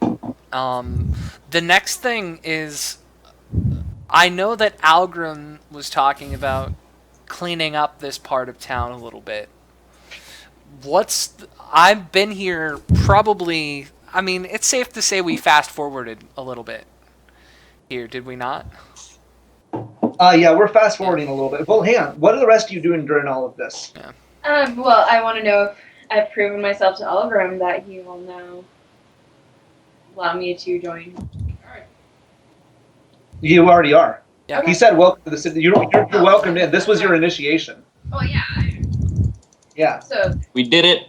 A You did it. courier Congratulations. appears. A courier appears and gives each of you who try to apply to The become insig- a hammer. Yep. You basically were given a thick metal pauldron that seems to fit over your left shoulder, and it just has the image of a hammer, a large hammer on it, and it's also a pair of gloves, like thick gauntlets, and one pauldron. That's They don't really have- your badge, so to speak. Yep. So we're getting paid then, I'm assuming. You'll get paid Yep, when you'll you get do a your job. paycheck, a modest paycheck per week. It's a new Assuming town. yeah, Show some gratitude, jeez. you Yeah. Anyways, Okay. Well, I am just going to be patrolling around. the you're a area, beat cop, like, so to speak. you know, within about a block. Either way of the brothel, basically just making sure that there's nobody making trouble in or around the brothel. Okay. And if anybody does, I immediately escort them out. and how about Broderick? Is he doing the same, or what is he doing? I'm just drinking. I thought you. Okay, that's fine. Zoltan is looking busy, looking like the. Looking busy, mostly napping. So the question now is, I'm going to fast forward a bit to later on. The question is, how far do you want me to fast forward? Like, We have- what stages of the development of this whole thing would you like me to fast forward and tell the story of so far? Because we're running low on time right now. We I have wanna 15 see- minutes. Yeah, we got 50 minutes now. Yeah, I want to see. I assume everything would sort of go off without a hitch. I kind of want to. Let's go to the point where, because we're about to play a 12th level session after this. Yes. What would this look like during the 12th level session, like leading up to that 12th level session, which is Well, sort of ahead in the future a little bit. Just a heads up. The 12th level session won't have anything to do with this area. It'll still be Oh. set in Phoenicia. Yeah, the world I'm you're just in. curious in that timeline, like. In that timeline. So 12th level session will probably be a little bit afterwards, but not too far. So Yeah. basically what's going to happen is you guys set up this brothel and things are going pretty well. You're getting paid, you're making your living again, and you're slowly able to afford better and better stuff. The brothel is looking a lot nicer. It is looking really like what you would imagine a legal brothel would. You actually do get quite a few problems. If you remember back when you were talking to people, there was men that slipped away while you were offering jobs to people at the very beginning. Yep. You actually end up encountering a lot of trouble and basically practically hitmen from other brothels and stuff like that are coming over because they're like, oh, you're trying to legitimize this and take our jobs. They took our jobs. So they come over and there's a lot of fighting in the streets, and you, with the help of with the help of Dolan Broderick and maybe a couple of the other hammers of the law, you lay down the law on these guys, and over time brothels start disappearing until there's maybe one or two left in competition that are rather large, but that's for another story. At that point, you are still one of the only legal brothels, although many of the ones that you essentially defeated are attempting to apply to own a legal brothel as well, Okay. because they see that that's the only way that they're going to be able to make money anymore. Yep. And the city's starting to develop more and more. It's starting to grow back to a normal city, although it's still very much under construction. And the Hammers of the Law have basically become not even basically, they really are the new police force in the area, and they're actually pretty well known and pretty well respected outside of New Bastion for essentially taming this wild city to integrate with the rest of society. Excellent. Any other questions? I don't think so. I think that's. Anyone want to know futures for certain people or anything? 1, 2, 3, What go. happens to Algrim? Oh, Alvin remains what he's been. I know. So, Mark, Christian, anything else before we close out for the session? I don't think there is. Okay. No, I'm probably good. No, I'm probably continuing to be lazy. I think we ended on a good spot. Congratulations on legalizing prostitution in Phoenicia. Yes! That's That's progress right 3 there. hours. That That's is 3 sincere. hours. That's I do promise that anytime I run campaigns in this setting, and I will very often in the future run campaigns in Phoenicia, that will be part of it, and you guys will be Yeah. well known as one of the first legal brothels. flurry of hoes. Yeah, Flurry of hose. not bad Best for a name ever. one-shot session, in my opinion. I think that's a pretty good. Pretty good haul. I'd You say can that's haul for the progress session. right there. Yeah. 3 hours of work, and you already have a fully made brothel. All right, Yep. so That's we're sincere. good. So, congratulations, everybody. I will see some of you in later sessions. I'm not sure how many of you have future sessions as well. Thank I you have. so far. If you don't have future sessions, you continue to tune in and listen to the other ones. Unfortunately, to anyone listening who's looking forward to their sessions, I don't think any of them are going to be this RP heavy anymore. Most of them are more combat centric, and I have some creative ideas for those. Yep. I Also- apologize if you're really hoping for RP. Yep. Maybe sometime in the future, outside of this event, we can make RP sessions and stuff. Yep. Done? As far as the stream is concerned, we're going to take a very short break while we set up the next session. I'm going to be running the splash. Make sure you donate. This is all for the Extra Life 2013 charity event. We're raising money For the children's. for the children's. The children's all proceeds in the donation link go to the Children's Miracle Network. It's an important cause. It's personally affected the lives of, I know, Seven- Max and I. Yep. And I'm going to play some music from you by Zweihander, Logan at Tech Syndicate. Really awesome guy. Really awesome YouTube channel. Really great music. So, yeah, we'll be right back. Bye, everybody. Bye. Bye.